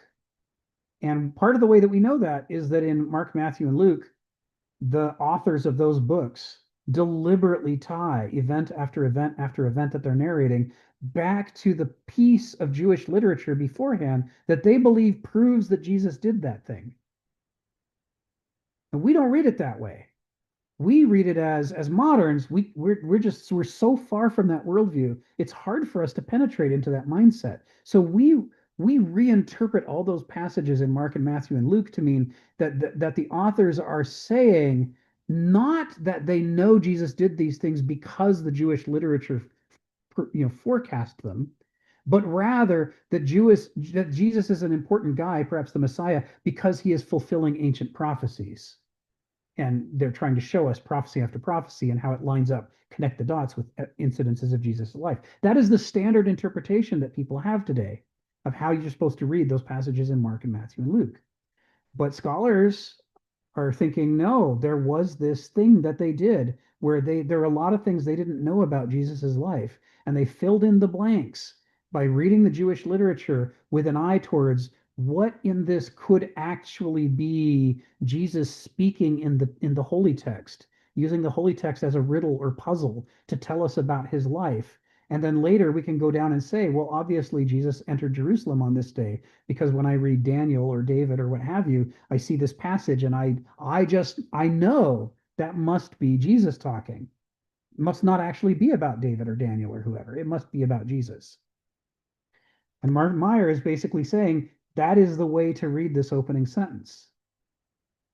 That the living Jesus utters them because he is alive in the Jewish literature and speaking to us. It is as though, to somebody who didn't believe in this stuff, one of these early Christian mystics could open up, say, Leviticus, and there in the middle of a passage that is ostensibly about some rules that the Levites are following, it suddenly says in Jesus's voice, "Hello, Stephen." And you rock back on your heels going, what the hell? This is Leviticus. Why do I hear Jesus's voice saying, "Hello, Stephen," to me? And then the mystic would say, oh, that's nothing. Here. And he flips forward to Ecclesiastes. And in Ecclesiastes, in the middle of this beautiful poetry, is a line that says, "No, Stephen, this is not a trick. This is actually Jesus, and I'm talking to you right now." And Stephen goes, holy crap. What is this book? How is it doing this? That feeling that you can imagine you would be feeling if that happened to you is how people who belonged to this sect felt when they were reading the Jewish literature. And they thought that they were seeing proof of Jesus's life and of him talking to them right now as a living person through the words of the text.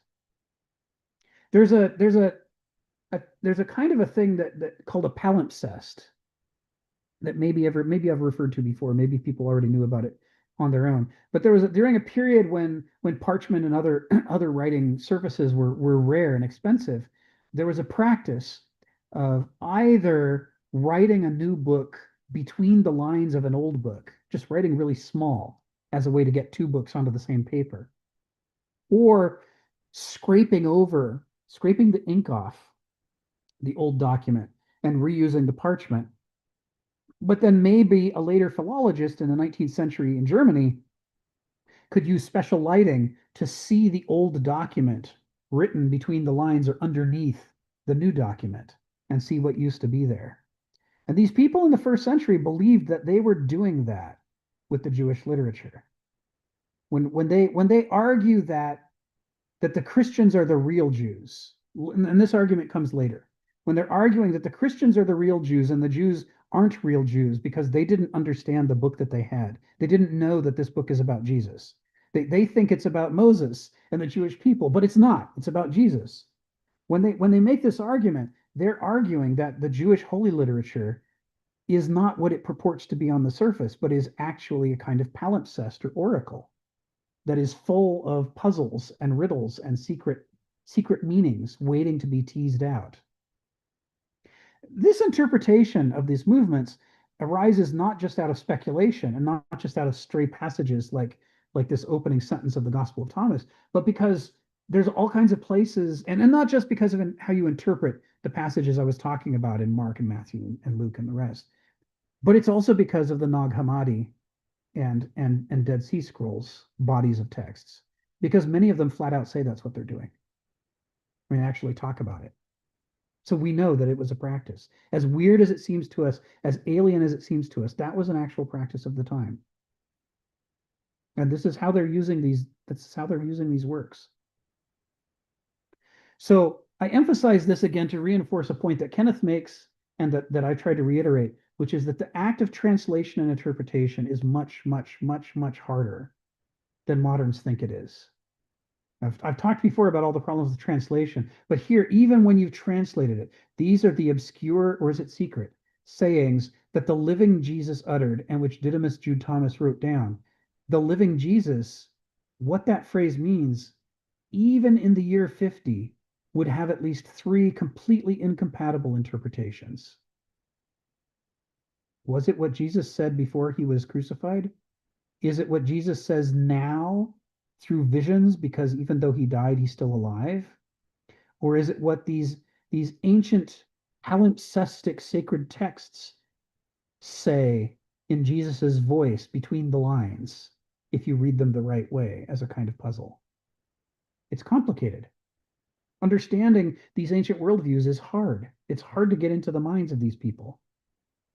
And conversely, someday, 2,000 years from now, it will be very, very hard for the people of that time to read what we have written and understand it the way that we meant it. They'll misunderstand it in some way that makes perfect sense to them, and they'll think it's obvious we must have meant it that way, even though it might be the exact opposite of what we were trying to say. Communication is a spectacularly difficult thing to do. All right, I'm going to do 2 more, and then we'll move on to go back to Kenneth's text. The second one, we'll go to the first of the sayings, which is there. And this saying, I'm going to use the Dores translation for, this is the very first of the Jesus sayings in Thomas. It says, and he said, whoever penetrates the meaning of these words will not taste death. And this idea of penetrates the meaning reinforces what I was saying about the opening. This book, as the commentators note with some enthusiasm, this book basically says flat out, the meaning of these words are not obvious. They can only be understood, as Stephen says, in context. If you don't have the key to decipher even what I'm saying right here, then you aren't going to get it. And this echoes what Kenneth Smith quoted Marcus saying earlier. Quoted Marcus saying Jesus said earlier, which is, I write in parables so that the people who shouldn't understand can't understand, but the people who should understand can understand. If you've got the key, if you've got the framework, if you've got the worldview, all of this will make sense to you. But if you don't, you won't understand any of this. It is a kind of puzzle.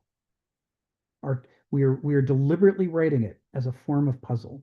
And this echoes in a way, even if it's not a deliberate act of hiding, this echoes in a way what Kenneth quotes Nietzsche as saying, that is my goal to say in 10 sentences what another person says in a book, what another person doesn't say in a book.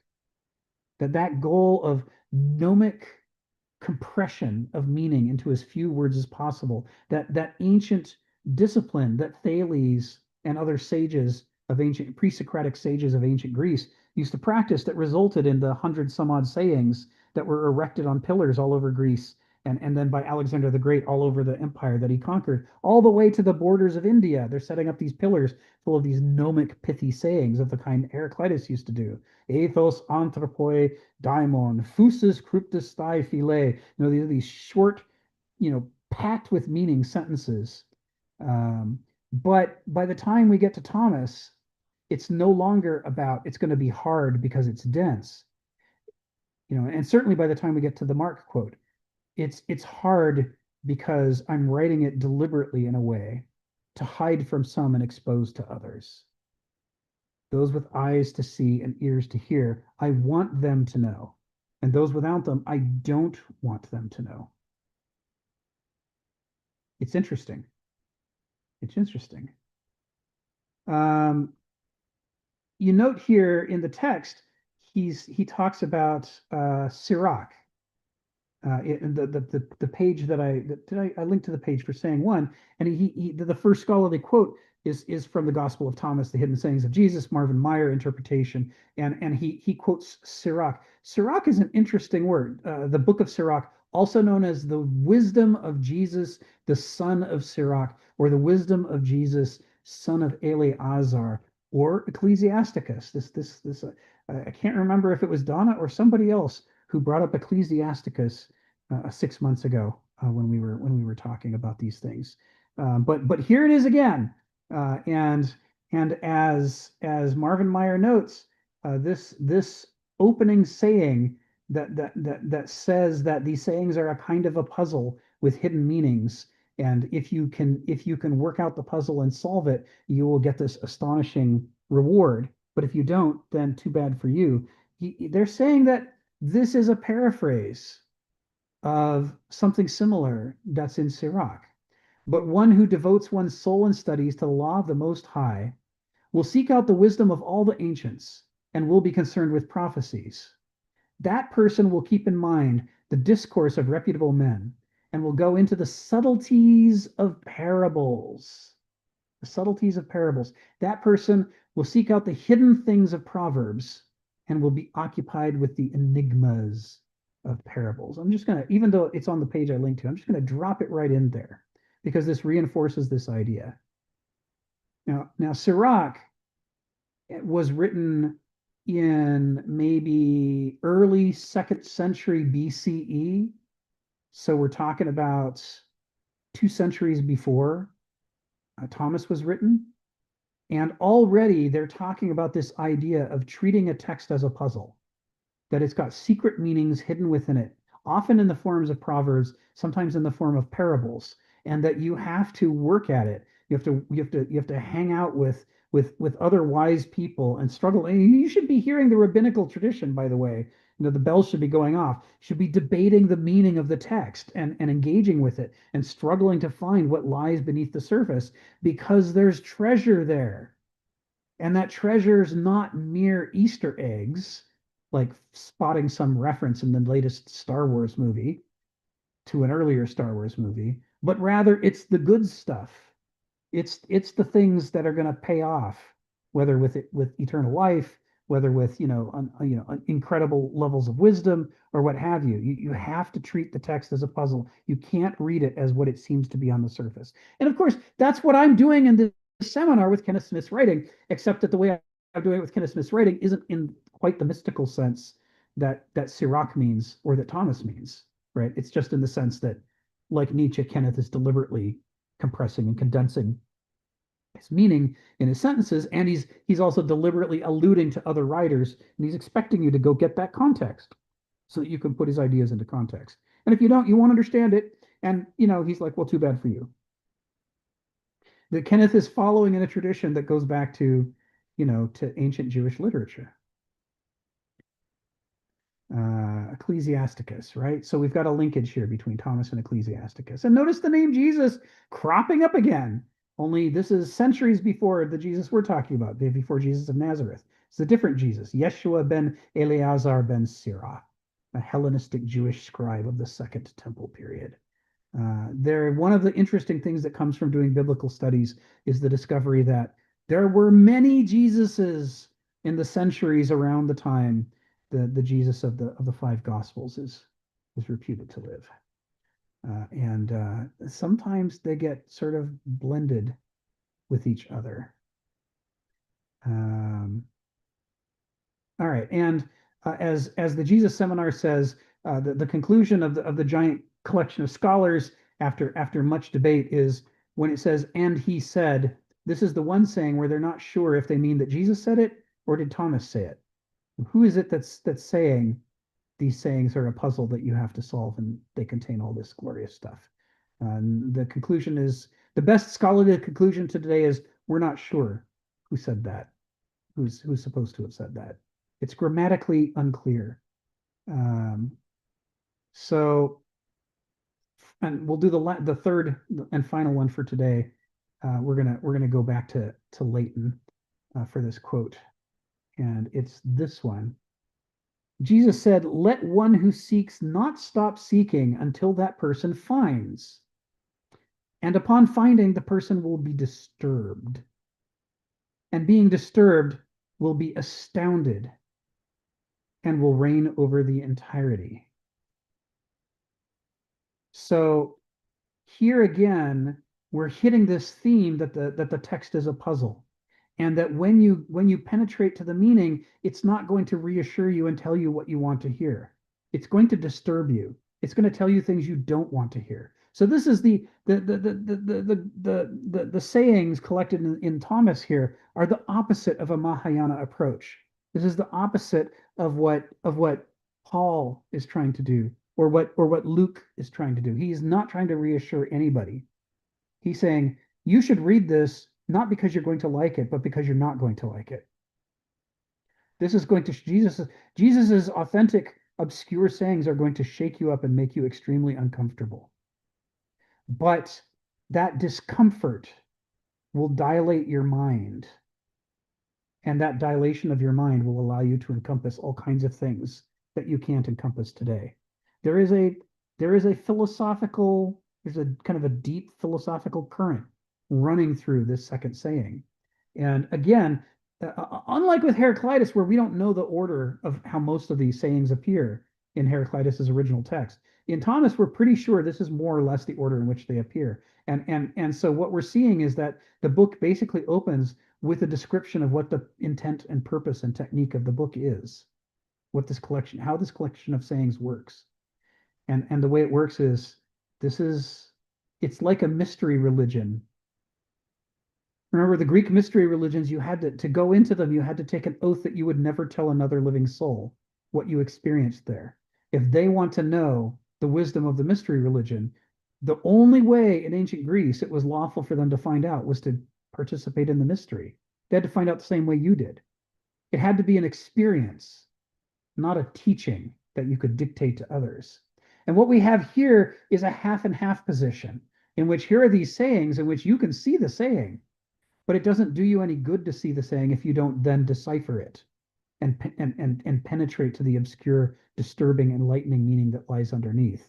So it's a new kind of mystery religion in which the mystery is hidden in a public text, to which you have to figure out the keys, in which you're probably going to need help, a guide to take you through it. All right, Ari, come off mute. Tell us what's on your mind. I just want to say that, again, my one-trick pony, seeing this in the model of neuroscience, or what I like to do is make sure that we're not just spinning our wheels with ideas.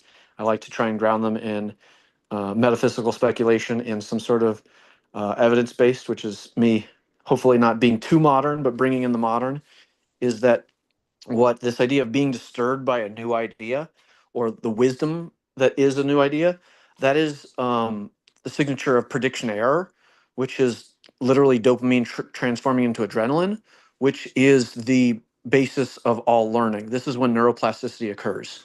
So unless you're disturbed by something, if you're just going along with what you always expect, there's no new learning. But when you find something that's disturbing, and it's a mystery, and then it requires investigation, not only does it trigger neuroplasticity, but it really builds it by turning it into an exercise, a workout, where your brain is really working to rewire in a new way. And the only way that happens is through discomfort or through toil. There's often a phrase in the rabbinic literature that the reward is equivalent to the toil. And again, this makes sense to, like, just in the basic way of reduced, like going to the gym. You can't go to the gym and hire someone else to do the workout for you. It's only your own work that then creates the change in the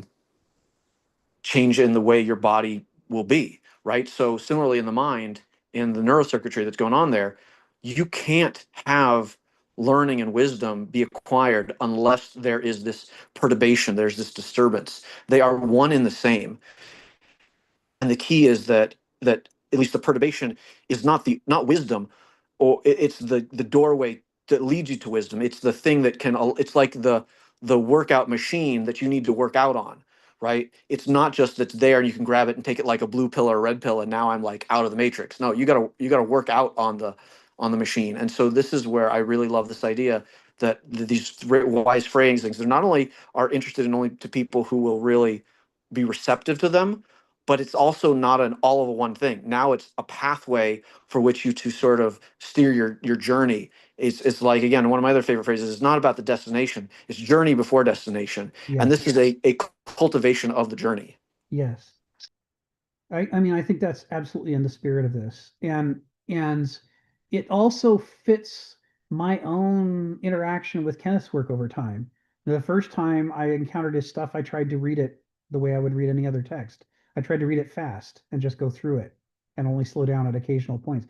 I'd never encountered something before where somebody had tried so hard to make every sentence work, to do so much, to achieve so much meaning. And so I often found myself being confused. I couldn't follow the train of thought because the train of thought had moved so far in a single sentence, and I'd skimmed those sentences expecting it to take an entire paragraph or a page to get that far. And so quickly I found myself disoriented, going, wait, how did we get here? I have to go back and reread the sentences to figure out how he did it. And the more I did that, the more it slowed me down to read Kenneth at the pace that he has to be read. And I began to understand as I did that, I got more out of the text that I had missed before. And frequently the new things I got out of the text weren't details.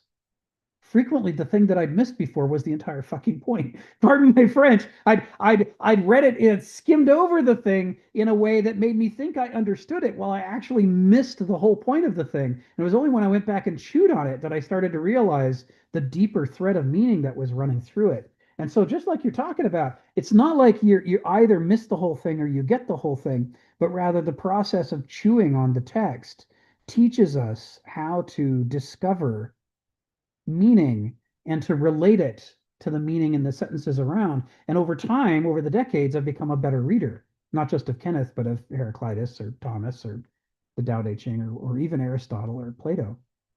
I'm still not a great reader of those, but I'm certainly improved, over where I was 25 years ago when I was diving into this stuff. So, I absolutely second what you're talking about here. Can I give over one analogy that also is really nice here? Yeah. That it's again a rabbinic metaphor analogy that people or essentially cultivated adult people who will find wisdom are like olives, and that you only get the good stuff after you press it, and that oil is the source of illumination, like for a lamp or Yes. something. But you only get that after really squeezing it and pressing it again, cultivating it into some form of toil and suffering, but that leads to the illumination that you will find. I love that. And I'm so glad you added that. Yeah, in case I haven't made it clear, one of the themes that I'm going to be reiterating over and over is that it seems to me that this whole thread of we must squeeze the Jewish texts to reveal the secret Jesus, the living Jesus, secreted within and speaking from within them, this is in some ways a complete betrayal of the rabbinical tradition, because the rabbinical tradition is not saying we're not important, some other guy is. But on the other hand, you can see how somebody versed in the rabbinical tradition who had been bent in the right ways could arrive at this conclusion, because it shares that same interest in wrestling with angels, in squeezing the text to get the oil out of it. There is a way in which you could see generation after generation, rabbinical sects who were put under pressure and spun off from the main group and experienced various catastrophes and generational losses and changes might evolve into a group that would do the sort of things that Thomas is talking about here. Even though in some ways they're a deep betrayal of the rabbinical tradition, they're also you could see it as a descendant. You piqued one thing. I actually want to defend their position in a strange way. These people who are bending it in the perverse way, in a way that they would probably be very, very wise in doing something aligned with the original version of all this if they didn't have some sort of agenda. If they could have let go of the specific agenda and be open to other possible agendas, or maybe just multiple agendas all at once. Like, you don't have to be hell-bent on one specific way of having the data prove the hypothesis. That you're really open to what the real hypothesis might be, or multiple hypotheses. I have a feeling that they would have been more able to chew on it, but because they were interested or only allowed to think in this agenda oriented thing, they had to connect the dots in a specific way, Yes. and that transformed like something that could have been really excellent into something really bad. And it's so interesting that you could have, again, like almost like in chemistry or in biology, you can have something that's 99% pure, but then you put one little ingredient and it ruins the whole mixture. The whole Yes. thing becomes toxic. It's like enough of the forever chemicals, and just 1 trillion parts per million, 1 part per trillion is enough to ruin the whole thing. It reminds me of that because, again, it seems like a lot of this is so close to being something that's really delicious, but because Yes. it's really agenda oriented, and being able to be critical of things in my own religion, that sort of seems to happen too. When things go awry, there's an agenda involved that they're hell bent on, that they can't get away from. But if they were to like somehow, like, maybe that agenda isn't necessary, they could have perhaps arrived at a totally different, really good recipe. I almost imagine it's like, it's your recipe and you put a little too much salt in where you ruin the whole thing. Well, you just didn't have that much salt. You could play with the amount of salt. Maybe you could have something really delicious. So I just find it's really interesting to defend them, but it's just that there is a lot of something that's really good here that's very close. But being very close is like still falling into the cliff if you're on a bridge that's very narrow, right? Or something like that, right? So I mean, that's spot on. And it reinforces part of the existentialist core of Kenneth Smith's work, which is this idea that we think it would be very hard for us to make a serious mistake in how we understand the important parts of life. We think we mostly have things right, and we might be wrong in some details, but they're unimportant details, and we'll get them right sooner or later. We're mostly right. And the problem with that is that the existentialists say you have it totally backwards. It is so easy for human beings to go wrong. With even the slightest impurity, you just add one little ingredient that shouldn't be there, and it changes the meaning of every other part of what we see until we can end up with an interpretation that's diametrically opposed to reality. We can have almost all of the picture, but we've got one wrong puzzle piece that seems to change the meaning of everything. And it reinforces what you're saying, and it goes to the core of existentialism, and it's why I really like digging into these studies. These biblical studies are fascinating for seeing how these variations work. So the way you talk about the juiciness and the deliciousness and the relish, I can enjoy them at that level so long as I take it with the grain of salt and understands that all of this amazing intellectual insight and rigor that's digging into this is a fabulous set of tools that other people have applied differently, but that these guys are applying this way because they've got the worm in the brain. They've got the ideology that says the answer has to come out to this. As you do your work, make sure you end up at the correct answer. And with that one addition to their work, all of their talents end up bending it in this odd shape. Let me show one more piece here that's really interesting. wait, could I challenge Stephen to maybe? I had this idea that this seems to be, maybe I'm just tuning and he could just say I'm being off, but it sounds to me a lot like what he's talking about with this absolutism stuff, like the zero and the infinity. If we were putting this whole stuff in as a wide range of numbers, but you're Yeah. hell bent on some sort of specific equation, this sounds like, because of absolutism, like maybe the modern disease of being binary, or just idealistic of a theory of everything, that sounds like that's actually smuggled in from the medieval era, where the idea of absolutism was this agenda, and that absolutism forces something like a round peg in a square box or something, right? And then you have this mismatch. But if you didn't have this absolutism, if you didn't have this ultimatum, or this very, I don't even know how to say it. His language is much better, but I feel like I'm missing something. But there's highly intuitive. There's a relationship between this idea of thinking too much in binaries, or in specific agendas that are kind of like the same problem. Yes, I think you're right. It's when you were describing that, I too was hearing what Stephen said earlier. You know, it is the addition of some insistence on the outcome, whether it's that everything has to be rationalist or what have you. You know, the once you throw the extra little thing in there, which I'm sure the person adding it thinks that it's a blessing and not a curse, it bends everything else. And part of the reason I put a link there to the Wikipedia article about pareidolia, because yeah, we see faces everywhere, and not just faces. When we remember the face on Mars that we were obsessed with for such a long time. It's like, oh, there, and once we saw the face, hardly any of us said, "Isn't it amazing how the brain can see faces everywhere, including places that don't have a face?" No, almost everybody says, "If I see it, it's objectively true. That is a face, and that means there was a civilization, and they made statues to human beings, or all Martians look like human beings, or," and they would go miles with these conclusions that were all derived from a broken, initial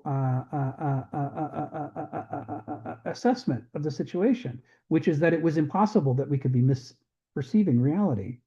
Anybody who's heard of an optical illusion should not ever assume that the way we see things is necessarily correct, and yet we keep doing it. So pareidolia, of course, it's related to apophenia, but we see connections that mean something to us, and when we see them, we can't unsee them. If you go to the link on pareidolia and scroll down a little bit to examples in the Mimetoliths, it will show you how the face on Mars is not actually a face on Mars. It's an artifact of a low res photograph.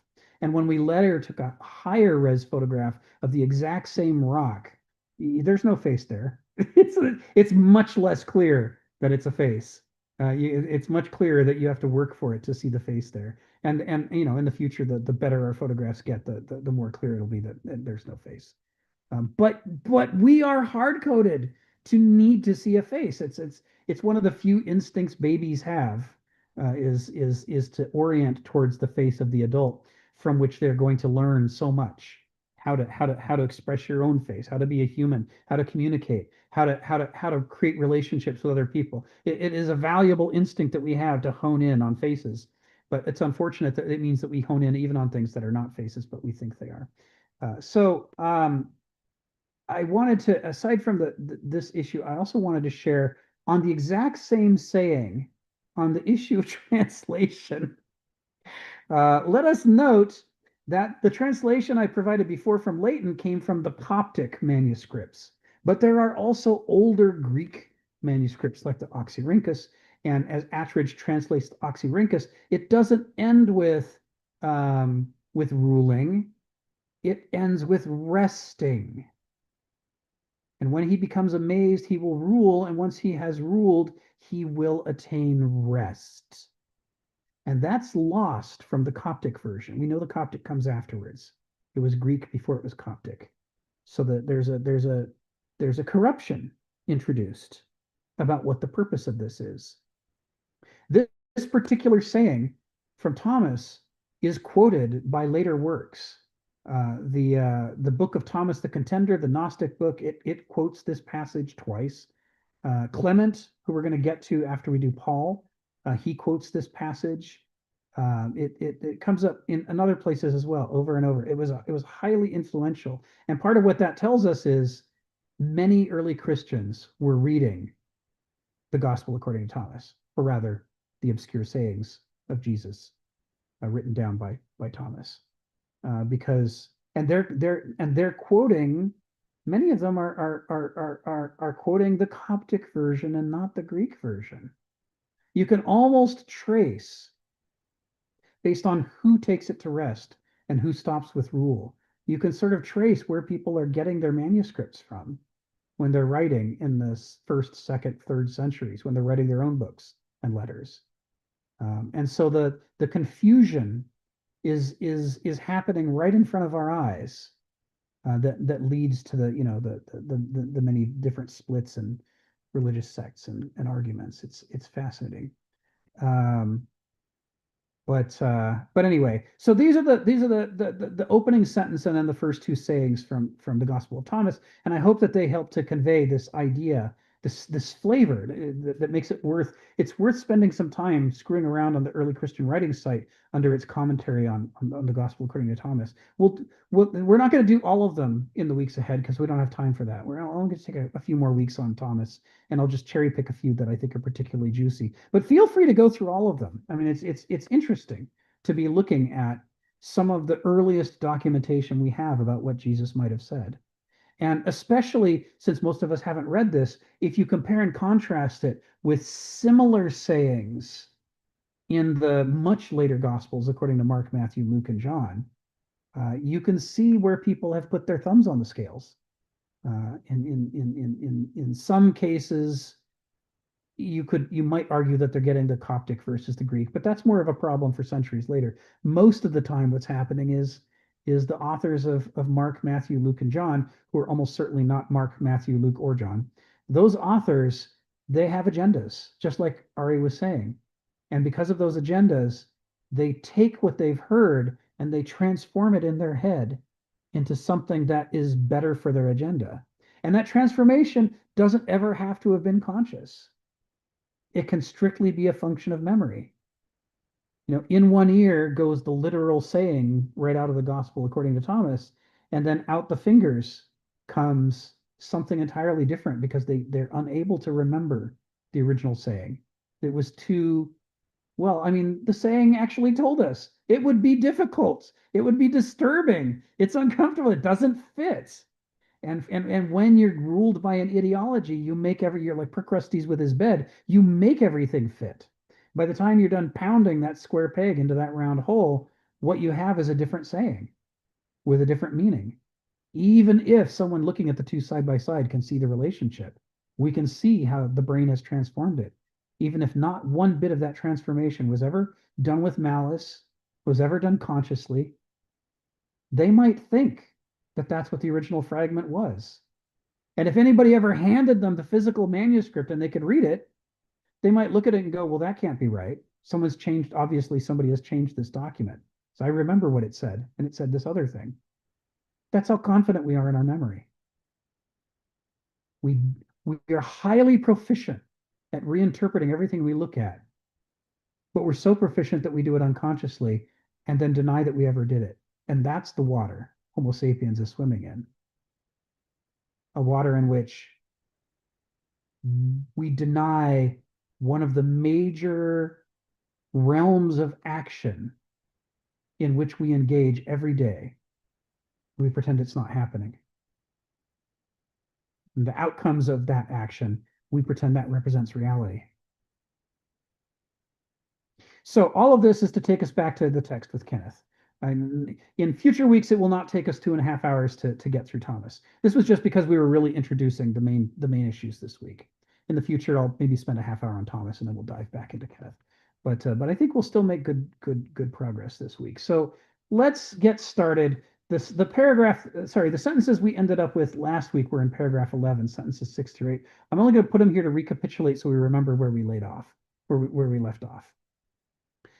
Sentences 6 through 8. Premier among the fears so profound as to be unspeakable for most people is the fear of dying, of ceasing to see or feel or desire or act. Most people do not grasp the absurdity of squandering one's precious little life, spoiling its whole quality by obsessing about losing it. The limits on our lives serve a salutary, this should be familiar, right? Sharon quoted this.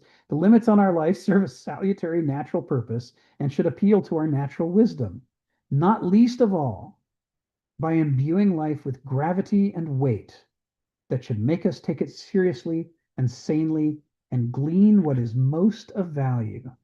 Death forces us to prioritize. And by forcing us to prioritize, it makes us recognize the hierarchical structure of nature, which is, by the way, implicit in the ancient worldview, but missing in the modern worldview. The recognition that some things are more important than others, that things are not equal, everything is different, and that one of the major functions of a healthy mind is to discriminate between things, not to discriminate in a prejudicial, unfair, unjust way, but to discriminate justly acutely, perspicaciously, to help us distinguish what's more important from what's less important. So now our first new sentences. I know we're only we're only 2 hours and 40 minutes into today, but now our first new sentences of Kenneth's work, 9 through 11. Oscar Wilde's wisdom is lost on the many. That what is tragic is not that men die, but that something in them dies and they have to live on. Were they properly and proportionally concerned about what most deserves their concern, they would realize that already in this life, men cease to see or feel or desire or act for want of devotion to the task of self-cultivation and self-enrichment. Not death, but men's own habits and obtuseness rob them of the essence of their life, while they continue to, quote, live mechanically and myopically. Not abstract death, but the all too concrete living dead should worry us most. Oh, if that isn't juiciness. When I'm talking about Kenneth's influences, I often talk about Heraclitus and Aristotle and Plato, and I talk about Hegel, Kierkegaard, Marx, Nietzsche. I talk about Arendt. And sometimes I remember to talk about Kafka, or William Blake. I often forget to mention some of the other people who were equally important to Kenneth, like Dostoevsky. Kenneth loves Dostoevsky, and likewise Oscar Wilde, who for all of the difficulties in his life, some of which were externally caused and some of which were internally caused through his own behavior, the man was not just a wit, but a perspicacious observer of other human beings. Most people are other people, says Oscar Wilde. They think they're an individual, but there's not a single shred of originality about them. Many people are just quoting other people's lives and believing that it's their own. It's in this, Oscar Wilde, in his witty fashion, is restating in an eloquent and poetic way what the ancient Greeks were already saying thousands of years before. So you have to distinguish between people. Becoming an individual is extraordinarily difficult. Most people never do. They become a combination of things that might be unique, but that's not the same as being an individual. They don't understand why they think the things they do. They don't understand why they feel the things they do. They don't understand why they do the things they do. Anyone who's studied anger management therapy and the number of people who have done terrible things lashing out in anger, but it took therapy for them to understand that they had a problem with anger. Somebody told them that when you're angry, you have to react without thinking. And they felt victimized by their anger. In fact, to the point that they felt victimized by the person who they felt made them angry. How many domestic abusers say, "Why did you make me angry?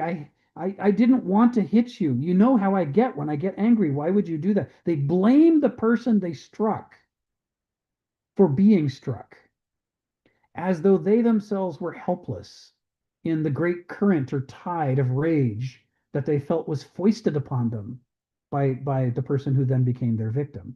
And it takes therapy to understand that they're not helpless in the face of their anger, that they can take responsibility for their anger. And part of that comes from understanding why they are so angry inside as to be so easy to trigger into rage and into lashing out. These people do not know who they are or why they do the things that they do. And the Greeks observe this in their life all around them. And they talk about Heraclitus, even somebody as terse as Heraclitus, who left so few fragments. Even he talks about this problem. You better believe Plato and Aristotle and others who have more surviving texts, they talk a lot about the difficulty of becoming a person. And they're like, this is what's wrong with Duloi and Benousai. They have half-witted solutions to life that hides half of life from them. They're never able to understand themselves or the world. And as a result, they're more symptoms of their experiences or symptoms of their ideology than they are genuinely individuals themselves, until they harness the dialectic and put all the pieces of their mind together so that they can critique their many misunderstandings about themselves and others. They're never going to rise to the level of being able to be more than just a symptom of these two basal faculties of the mind, of the metabolism of the mind, as Kenneth likes to say. It is a challenge, but Oscar Wilde, he's got a gift, doesn't he? I mean, the ways that he says things. So let's this is in typical seminar fashion. Before I go on to the next sentences, a couple of the quotes that I know Kenneth had in mind when he wrote this, and when you see them, you'll recognize the relationship between sentences 9 through 11 and these two quotes. The first is from De Profundis, which Oscar Wilde's writing in prison. Most people are other people. Their thoughts are someone else's opinions, their lives a mimicry, their passions a quotation. And the most damning of that is the last one.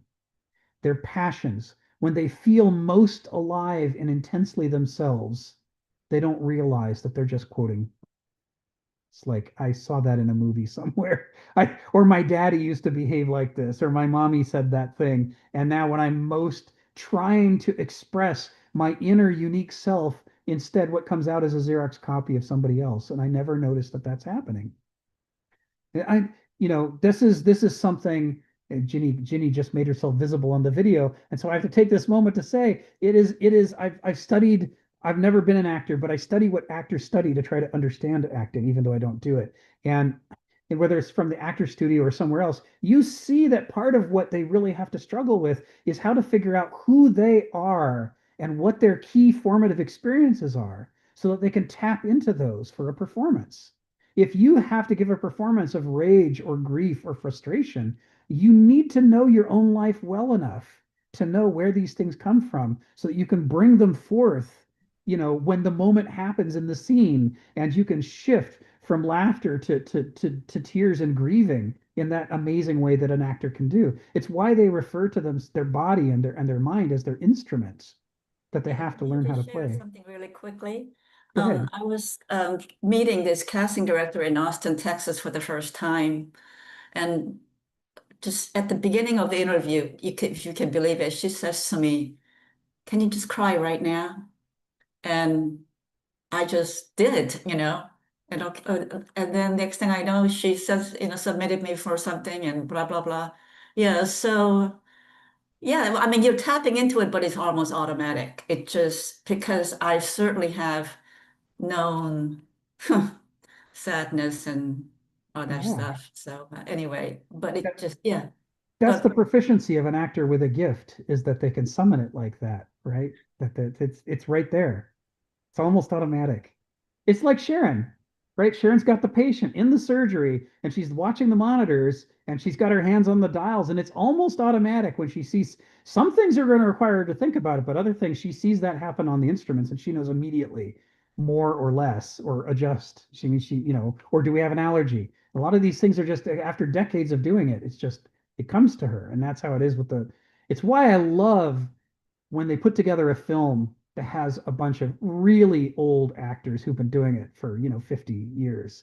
Is you just know the performances are going to be just packed with life. These people are going to feel so real on the screen. But you know what, though, when I watch old movies from 1920s, 30s, and 40s, it's very different than the actors from 60s, 70s, 80s. And Yeah. I have to say, it's not quite as believable acting from 20s and 30s and 40s. Yeah, Yes. it doesn't make it, yeah.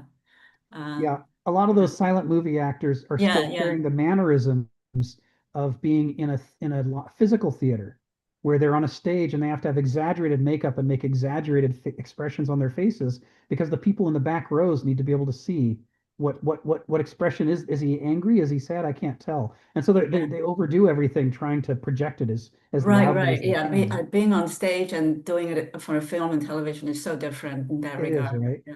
Because Yeah, even me, like when I was in college, I remember I was doing a play and the director goes to the back of the theater.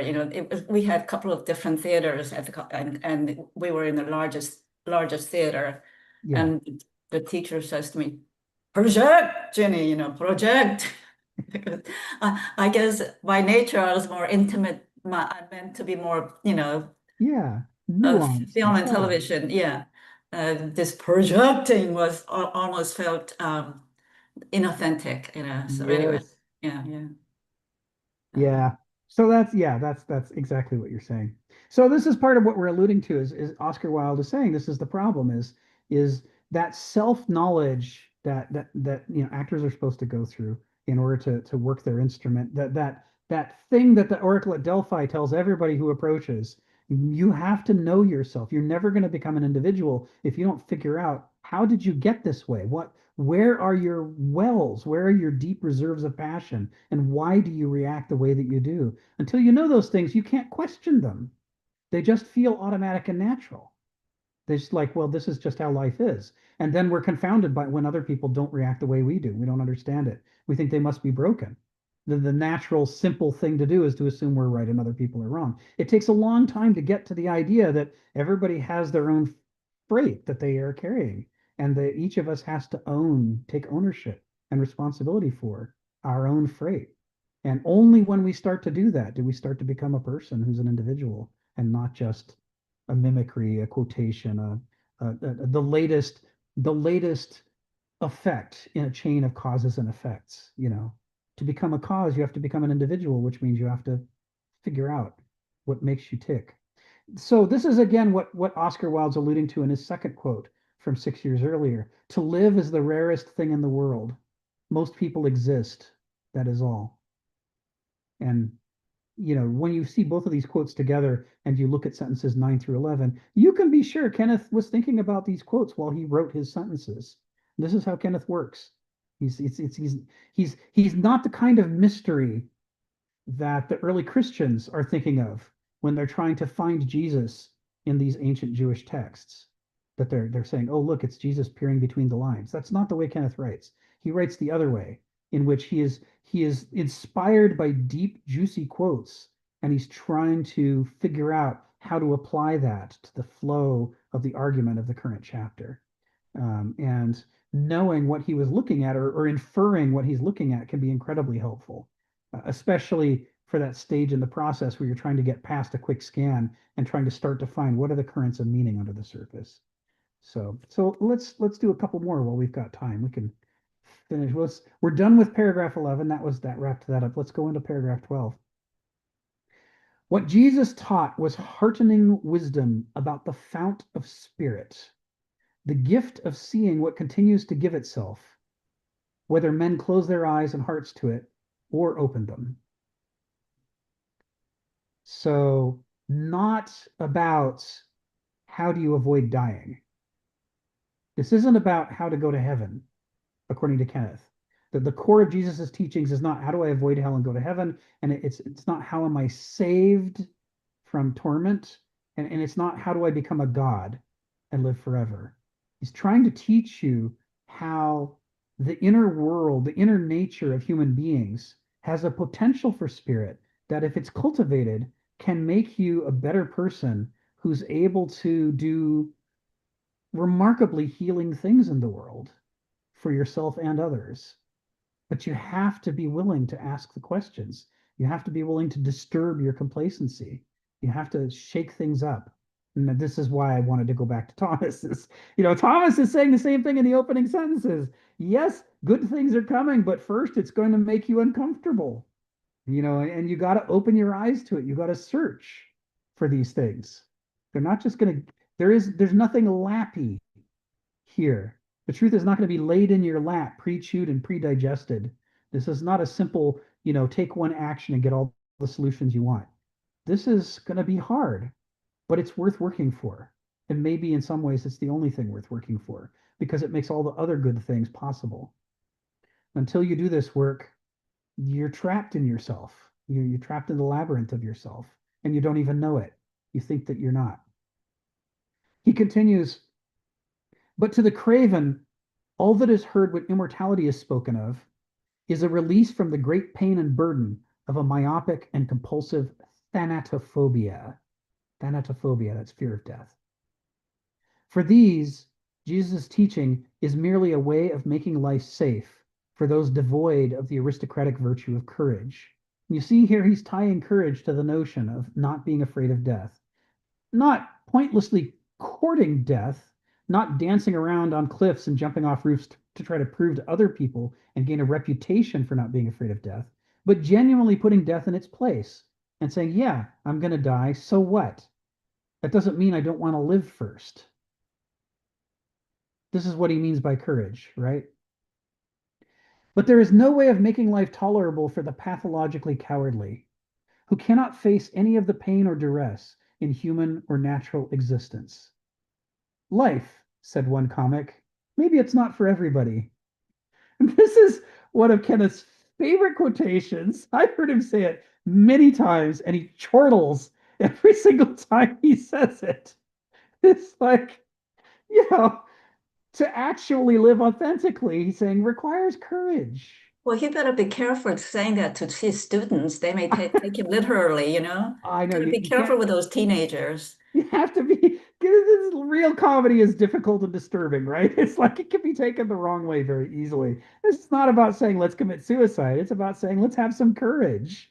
Let's face the things in ourselves. Let's face the anger that we want to pretend is somebody else's fault. You made me angry, right?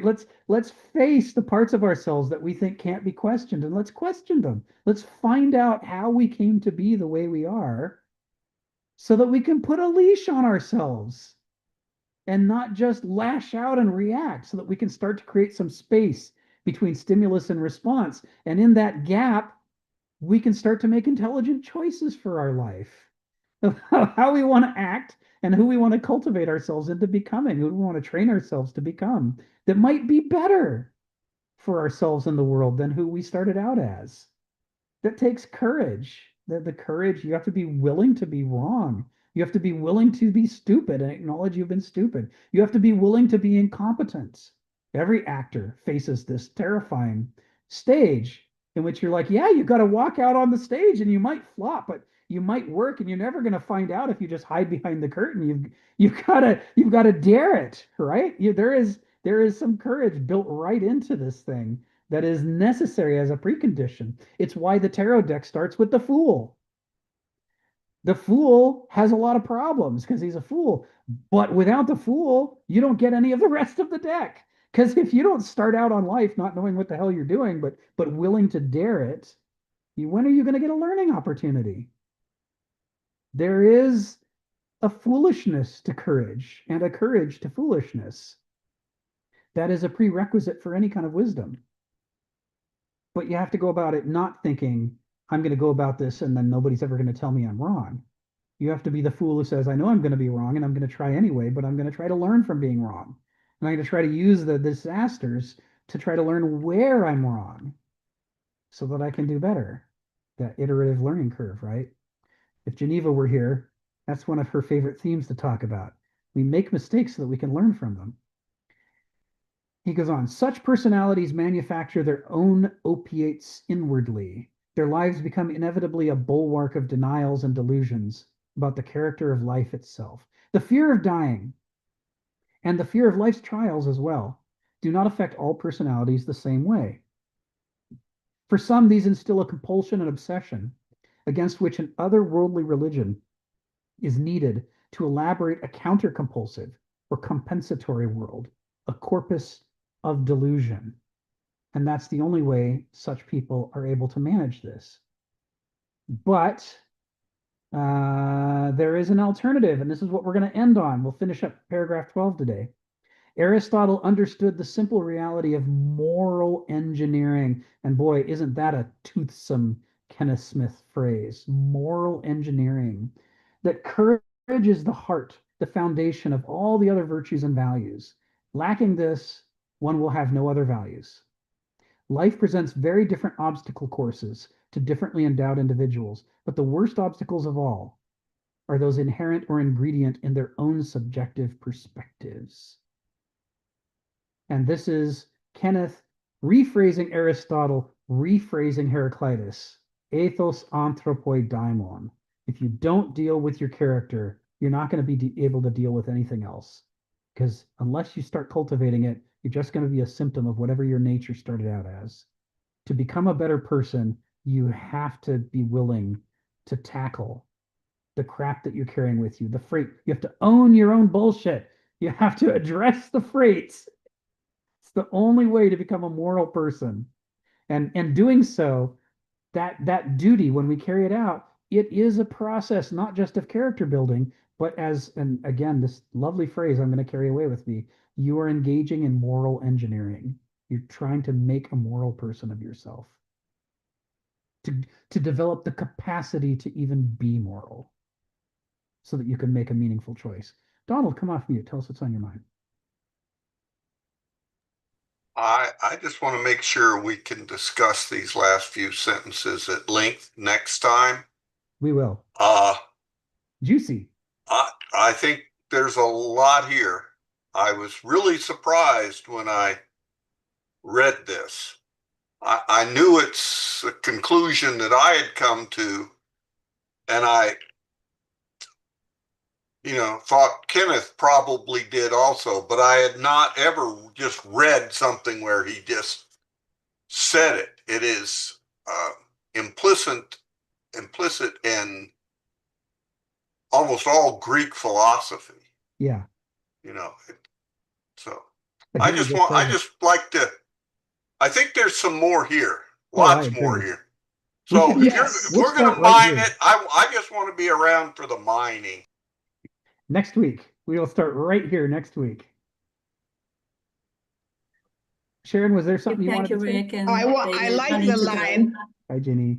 Bye. I like the line where he says, such personalities manufacture their own opiates inwardly. Yes. That is very, very potent. Yes. That is one of the rewards of cognitive behavioral therapy. And also Paul also says, I forgot who is writing the letter to, that when you have difficulties, consider them joy, because out of all these solving of difficulties come perseverance and strength and courage. Yes. That's in the Gospels also. So it kind of ties in with this. And I also believe, particularly since I've been doing this class, that a lot of what Paul wrote in the New Testament has got Greek philosophical foundations. Yes. Because Paul was a Roman Jew who was exposed to the philosophers. Yes. Yes. It's kind of one of the interesting things that comes out of these studies is the idea that we might be intimately familiar, we think, with the Gospels and the epistles and the rest of these books and the Torah and the rest. We might they're very familiar to us. We might feel like we know them, but it is very hard for us to comprehend how much the authors of these things were steeped in a different world. They really took a lot of different things for granted, and it changed the way that they interpreted the words that they used versus the way that we interpret them.